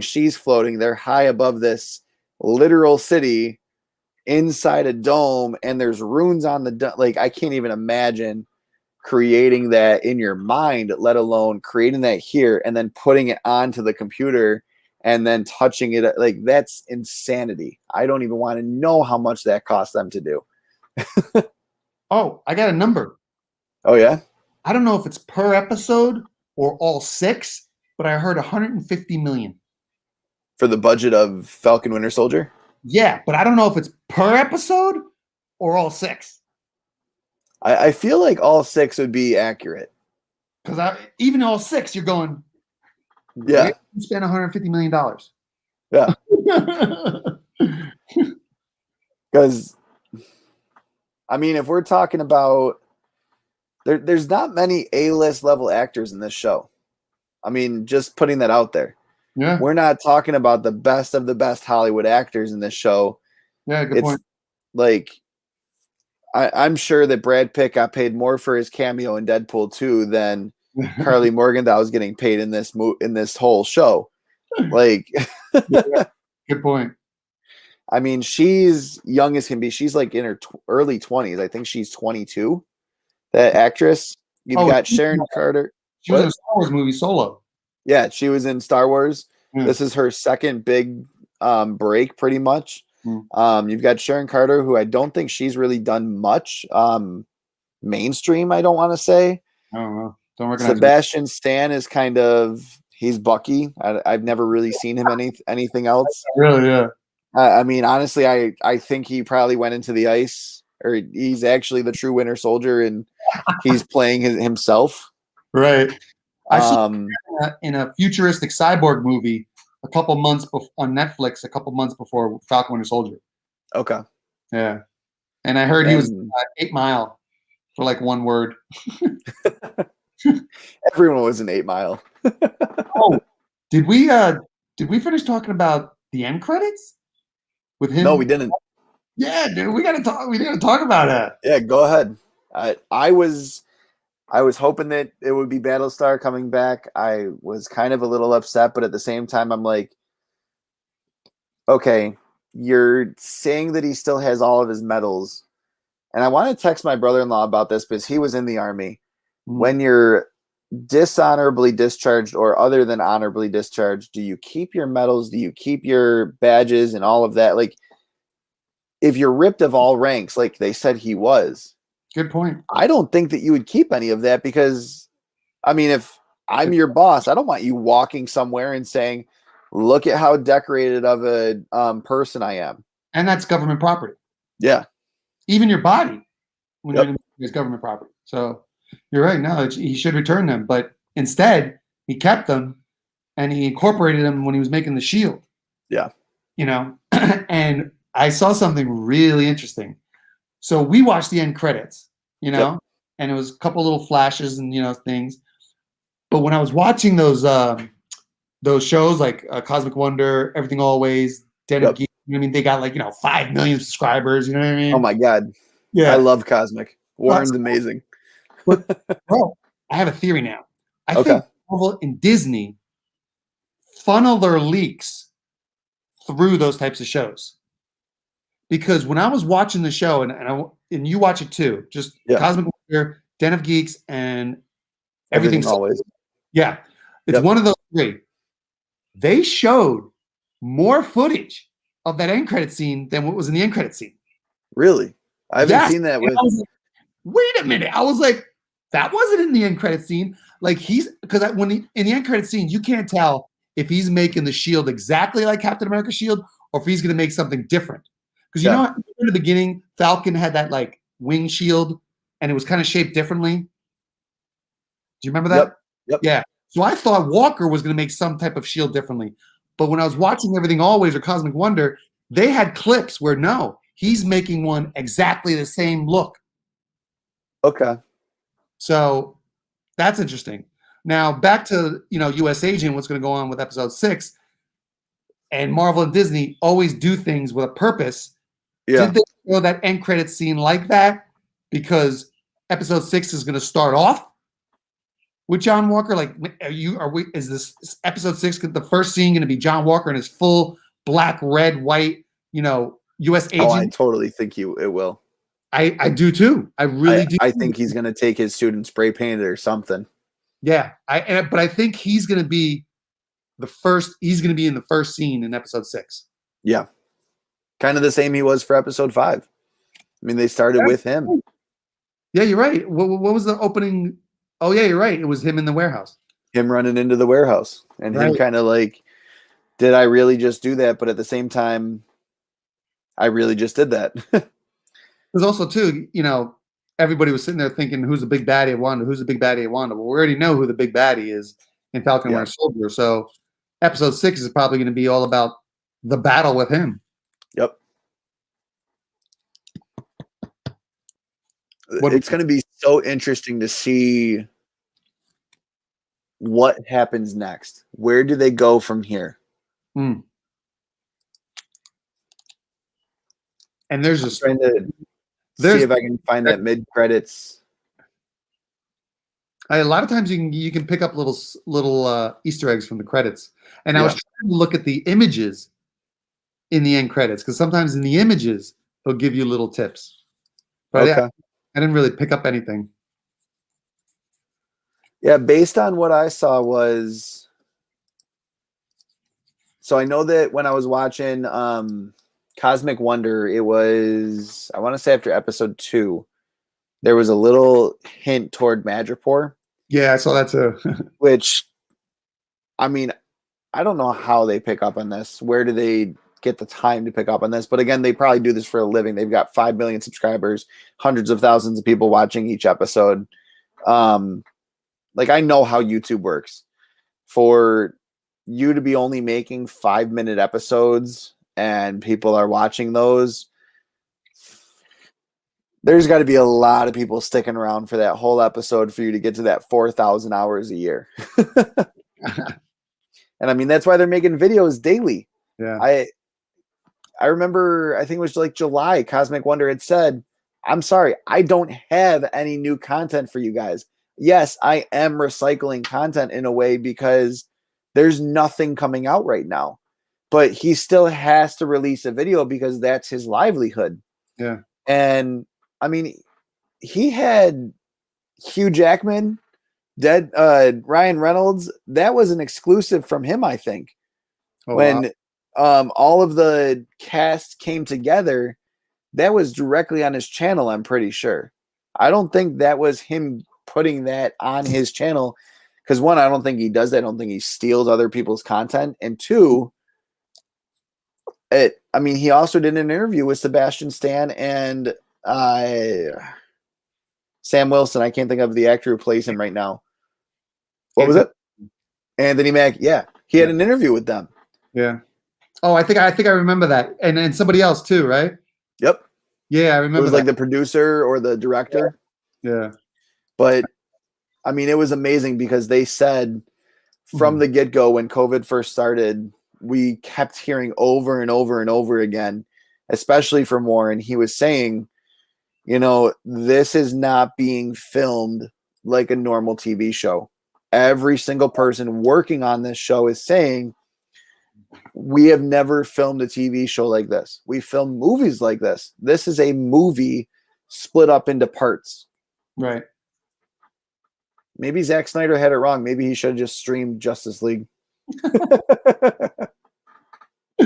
Well, when I watched Justice League, I was like, yeah, this should have been streamed. I honestly thought that's how they were going to do it. Personally, I think that's how they should have done it. I haven't finished watching it yet. I just haven't had the time with everything going on in life and whatnot. Even if you don't worry, you're not missing anything. Okay. See, I've heard both sides of the story. It's like some people are like, wow, this really just saved everything that happened. There's so much more they could do. And then there's other people who are like, Joss Whedon's cut was just, it was what it was, and this is what it is. You can't save a movie that should have never been made. Yeah, and it was nothing innovative about it. It was everything was cliche. The only thing that I liked or anything that stood out was, in my opinion, DC does villains very cool. Yeah. Steppenwolf was cool, looked cool. The actor, the character portrayal, Darkseid was badass as hell, Definitely. But then the superheroes, Flash, he's goofy. Yep.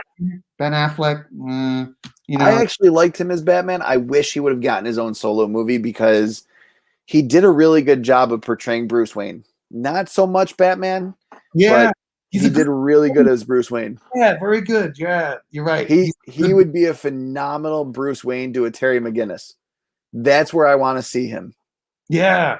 That would be so amazing to get a Batman Beyond with Ben Affleck as Bruce Wayne in that movie or show, however they do it. Right. But now they're coming out with Robert Pattinson as Batman. They just can't pick a lane. That's my biggest problem with DC is they want to be Marvel, but they don't know how to be Marvel because they shouldn't be Marvel. They can't. Their characters are totally different. They have to do something different, and they can't just do what Marvel's doing to be successful because Marvel is changing up what they're doing every minute of every day. I don't know why Joker didn't show them where they could shine. Go dark. Yep. Go dark. You killed it with Joker. Yeah. Niche, DC. I don't know where I don't know how much you talk to your local comic shop, but I'm talking to my guy most of the time, more than just when I pick up my books. I mean, I'm texting them probably 2-3 times a week, just saying what's selling right now, what's going on, what are you liking in comics? And we have those little conversations when I go to the shop too to pick up my books. And like, he's a family man just like I am, and he's always like talking to me about my family and whatnot. But I said to him, I was like, out of everything that's selling right now, what's selling the best? And he goes, Image Comics and Boom Studios are selling amazing. The stories coming out of them are amazing. Some of the Marvel stuff that's not to do with King of Black, just because King of Black's kind of it's too played out right now. It's been 5 months, or maybe not 5. December, 5 months. And yes, it's a great series, but there were just so many tie-ins and whatnot. People just aren't feeding into it as much as I thought they would. And then he said, DC Black Label. Their Black Label is selling like hotcakes. Oh, DC. Like, if that's what's selling, and obviously that's just one small market, but my wife loves the Black Label stuff. She loves the dark DC stuff. Wow. And Joker and Harley is her 2 biggest favorites. Yeah. And sitting right next to me, like, this is an amazing book. The way that they wrote this, the artwork inside of it is just gorgeous. And then I'm pulling other stuff off the shelf that's not Black Label. Actually, I literally just pulled out 4 DC books right off the top that can't go in anything. They're all Black Label. Honestly, pretty much everything that I buy DC has been Black Label lately. Yeah. I've been hearing because when it's not, like, this was crap. Yeah. I know. You don't even hear anything about Future State anymore. Yeah. No. Future State went away the same way that Game of Thrones did. No, I know. It ended and it was done. All right, boss. I gotta get out of here. I know you got to get out, so I'll talk to you soon, buddy. Have a good one. Let me know. Or I'll hit you on the DMs. Yep. Sounds good. Be good. Perfect. Take care, everybody. Till next time. Have a good one. Take care. All right, guys. So I also never got to do my new comic book day, and I've still got a few people watching, so I'm going to stick with this. I wasn't able to get to the shop when I wanted to, so bear with me. I'm going to go through some books that I've been itching to read, but I wanted to talk to you guys first, purely based on what I'm most excited about, my top 5 books for what I'm looking forward to reading the most. I didn't have much this week. I got to say it was a small week for me, but I'm definitely excited about 5 books in general. So let me get into that real quick. And then tomorrow, or probably later in the week, I've got an unboxing to do. So bear with me. We'll stick around for this later in the week. And as always, like, comment, and subscribe if you're still watching, because I love it when you guys watch our channel. It's so much fun to interact with you guys in the comments and talk. And that is why I love to do giveaways. I love supporting you guys. Supporting your comic collections is one of my biggest things, because I want to make sure that this all ends up in the hands of people who are going to enjoy them as much as I do. Comics by the cover, real quick. I will go over the back issue that I did pick up recently. It was the first appearance of Madripoor, New Mutants number 32. I was very excited to pick that up. It's obviously not a major key. It's a very minor key, pretty much unimportant. Just wanted to kind of read it and figure out what it was all about. And it's a near mint shape, but it's one of those books that I'll have in my collection and say, this was in Falcon Winter Soldier. This was a pretty big part of that. That's the biggest back issue that I picked up recently.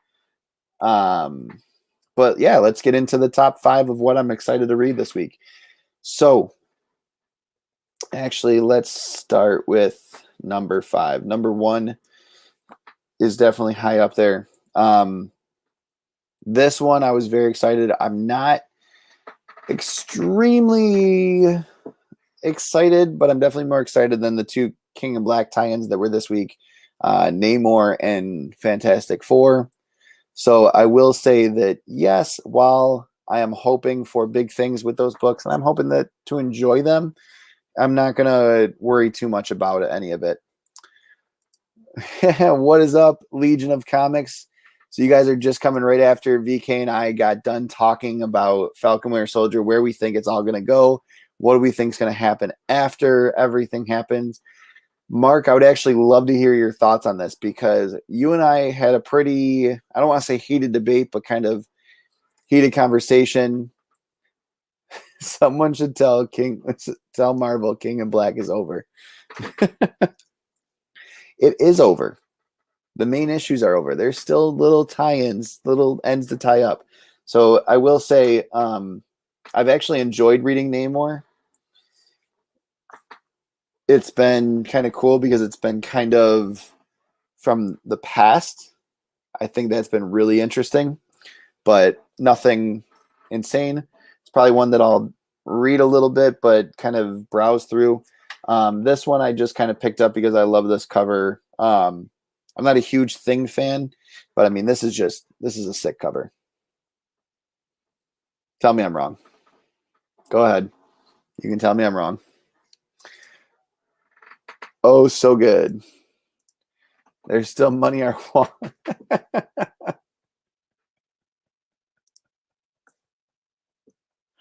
Oh, Mark. It's definitely always good to have you in the comments. I'd love to have you live. If you want to join me, go right ahead, bud. But more importantly, let me talk about my favorite 5 books. I'm wrong. That cover is dope. This one. This is the cover that's dope. I think it's amazing. I'm not a huge Thing fan, I have to say. He's not my favorite Fantastic Four guy. I'm definitely a Human Torch fan. But this cover is amazing. I love the lightning. I love the rain. I love every little thing about this. This is, honestly, King of Black is over, but this cover made it feel like it wasn't. Made it feel like King of Black. There's still little tie-ups that need to happen. Very excited. Even this Namor cover was just kind of really cool. I love the way, the ominous feeling of it. I'm obviously not into it because of this, but I like the Thing. He's always been a great punching bag for the Hulk. I was actually just watching Ultimate Spider-Man with Easton today, and when Peter Parker and Aunt May are playing Hulk and Thing, and Hulk just smashes Thing into a pile of rubble, Easton goes, "Papa?" And I'm just sitting there laughing as Peter's like pissed off that Aunt May beat him so easily. But anyways, that's neither here nor there. Let me get into the top 5 books that I'm excited to read this week.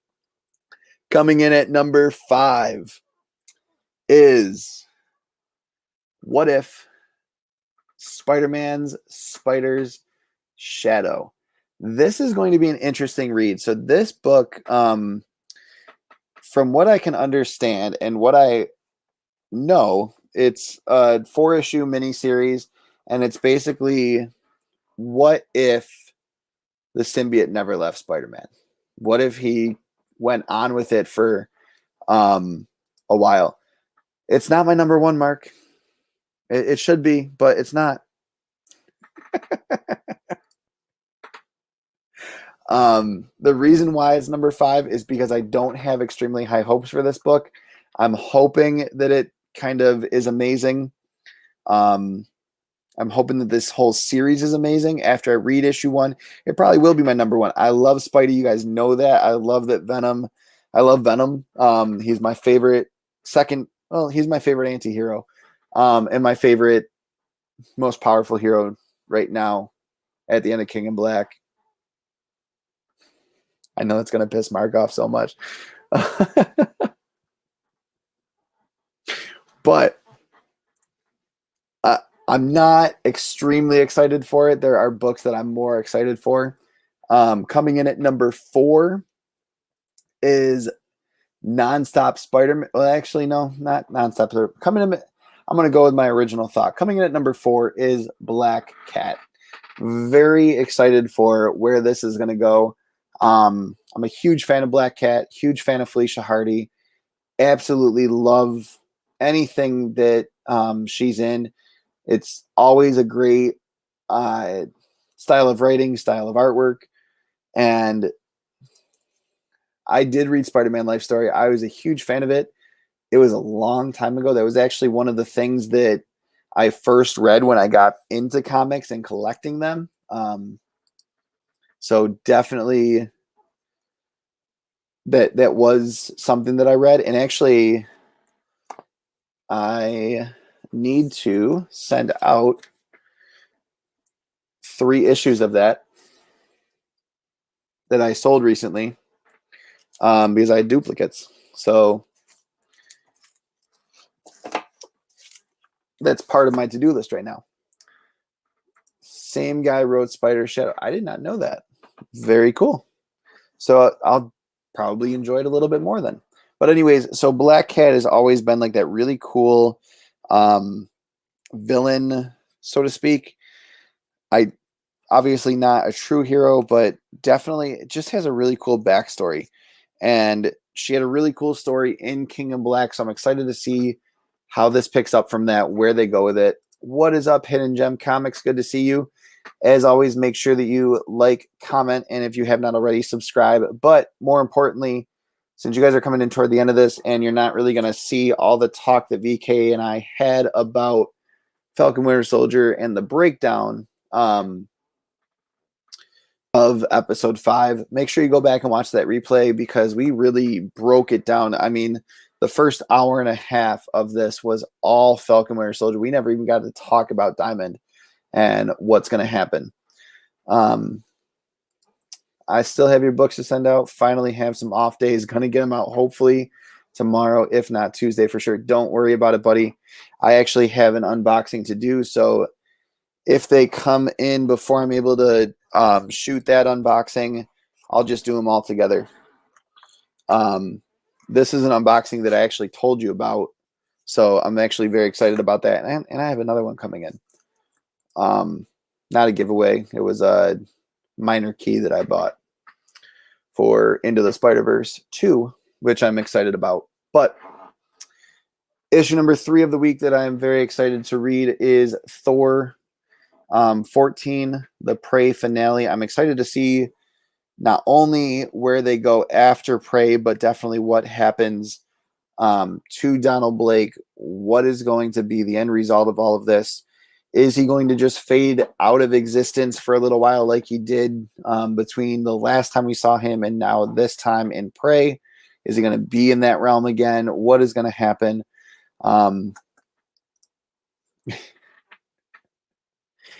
Everyone should be chasing Jiang books. Dude, you have a love for that man.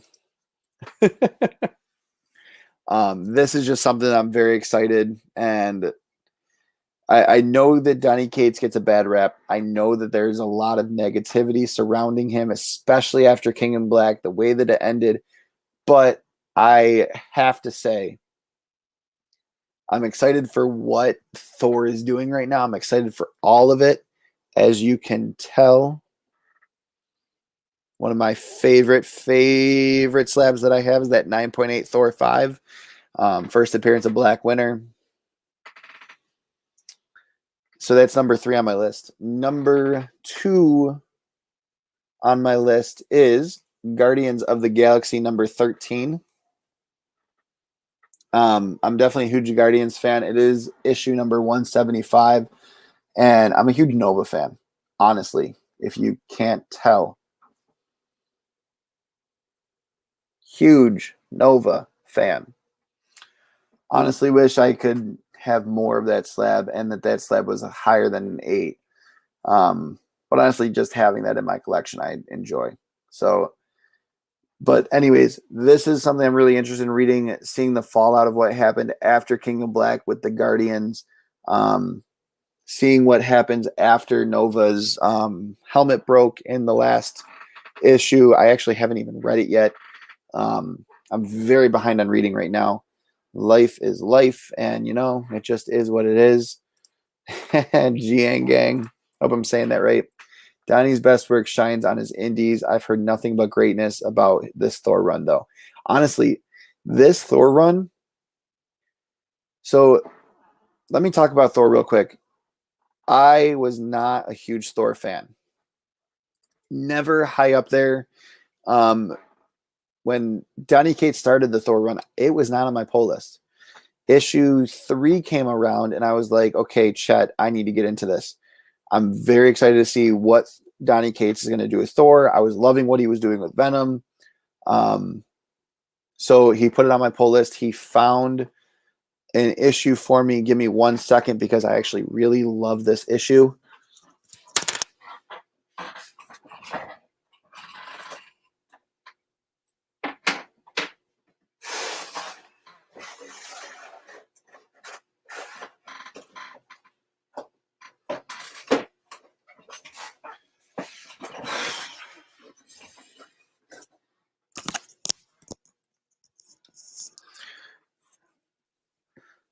I just did a video of my first appearance Black Winter CGC book.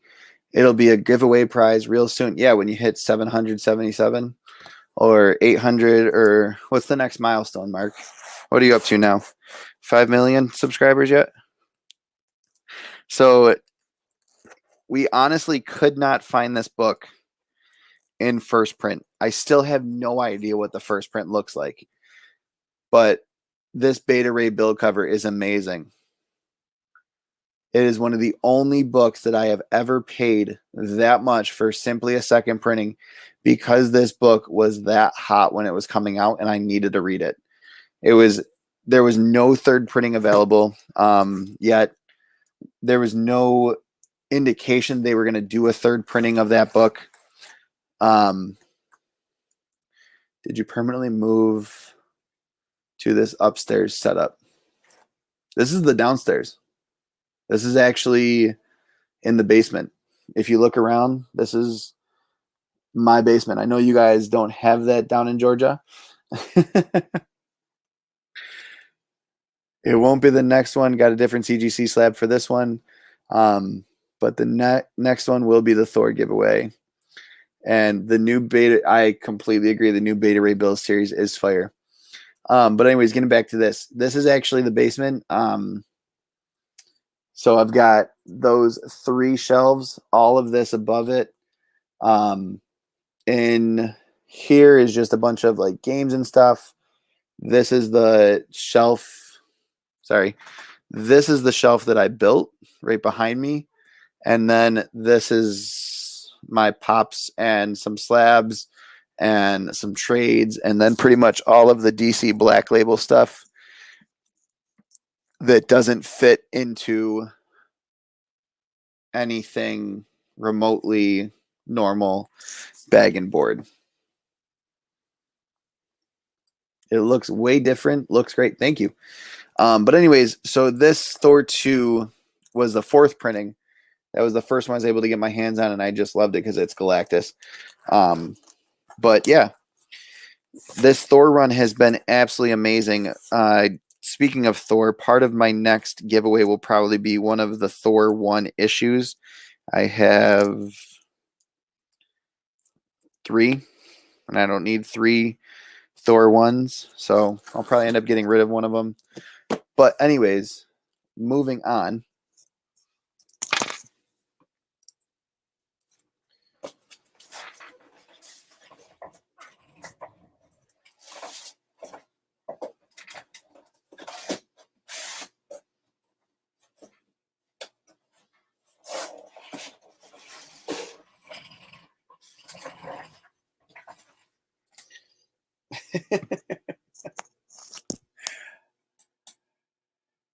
There's the ceiling.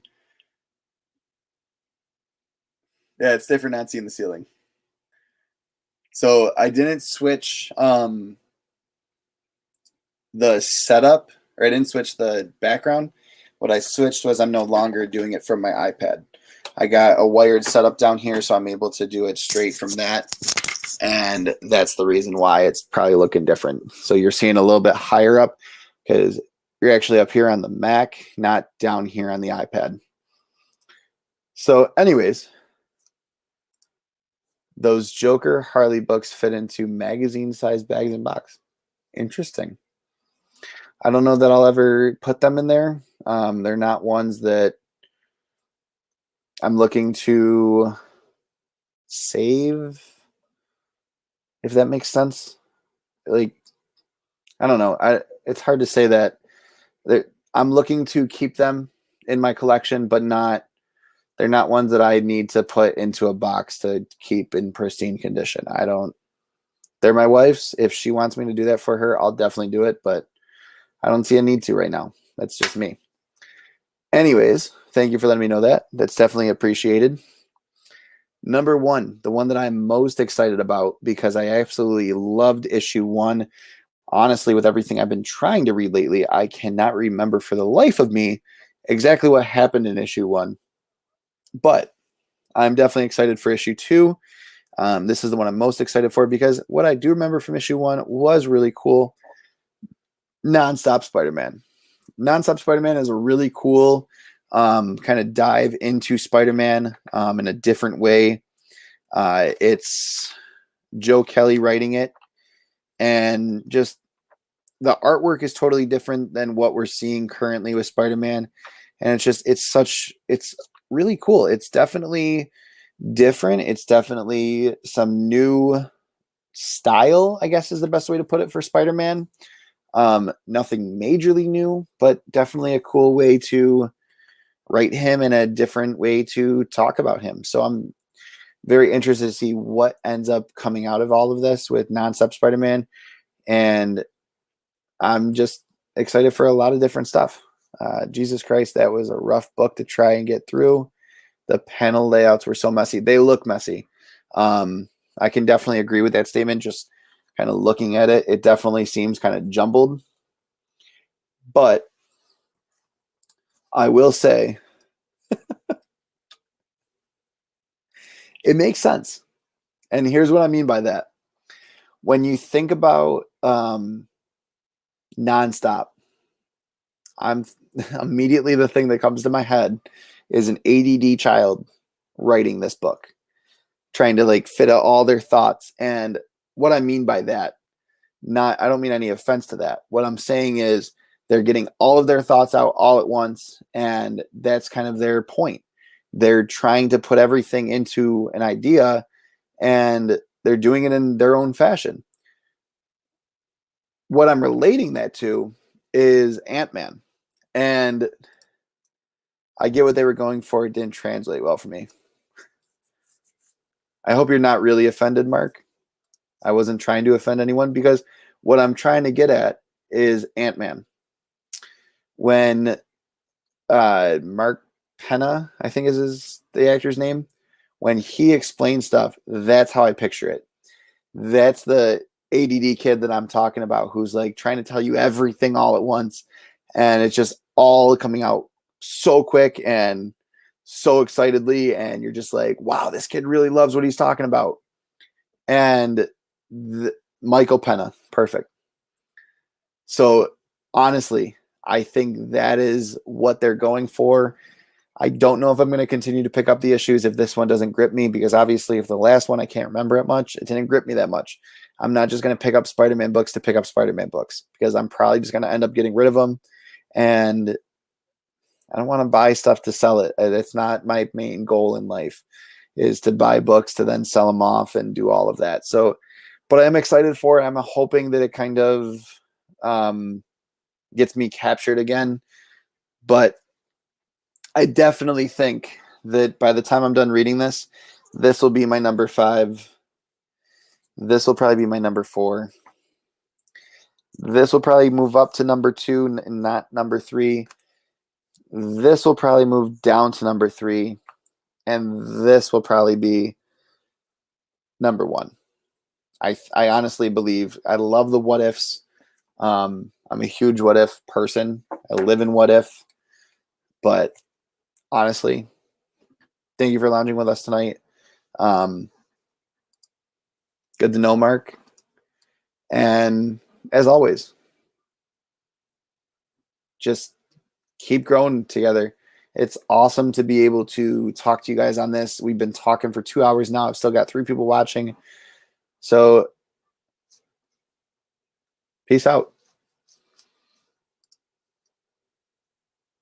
Oh, wait, before we leave, 500 subscriber giveaway. Still live. Going to drop the video very soon. That will be just one way to enter. I have a lot of other ways to enter, as you can see. Follow both of the accounts, Wall Street Comics and the Comics Lounge, to earn 1 entry. Comment tagging 1 person each comment. That's another entry. Subscribe to the Comics Lounge on YouTube channel. That's the only way we're going to hit 500. And then share on stories and tag both. That is the other way to enter. So those are 4 ways to enter. The 5th way will be the 500 subscriber giveaway video.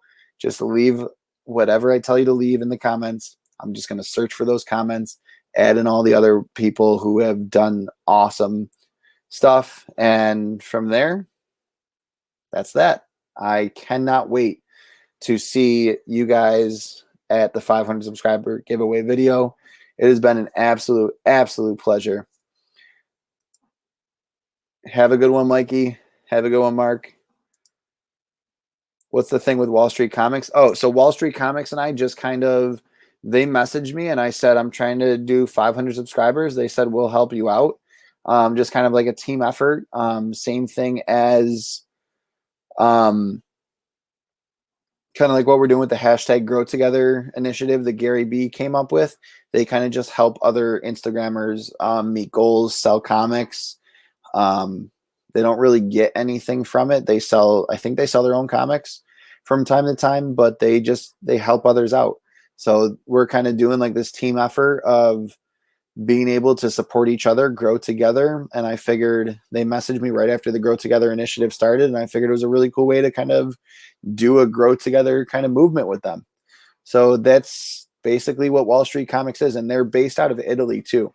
So it's really cool to just kind of make the channel go international and reach out to people who love comics all over the world. So yeah, that's why you're seeing more posts by them. They're really awesome guys, definitely in it to help other people out. But with all of that said, have a great. The Avengers. That's what we call ourselves. Earth's mightiest heroes. I have an army. We have a Hulk.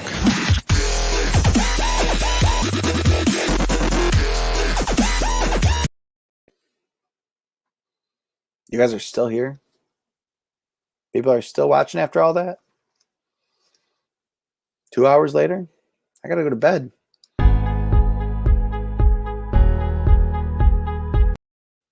Go to sleep.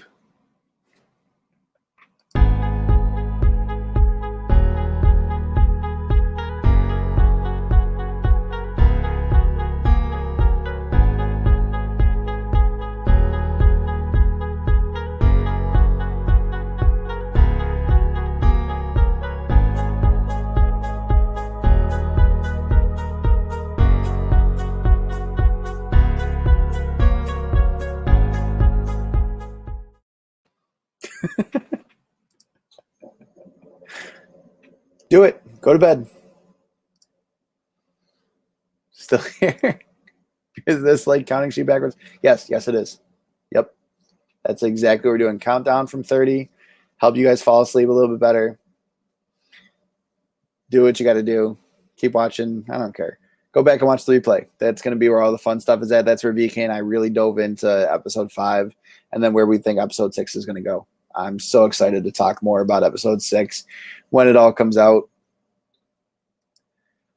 What do you think of Falcon Winter Soldier? Dude, I loved it. Honestly, I really have a better appreciation for episode 1 after this. Personally.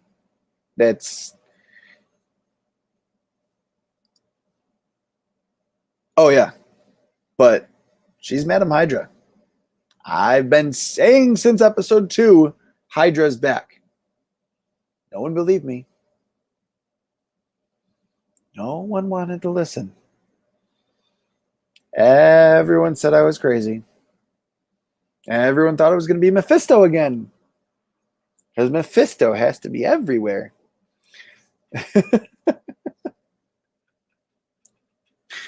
If you insta call me when we hop off, you might just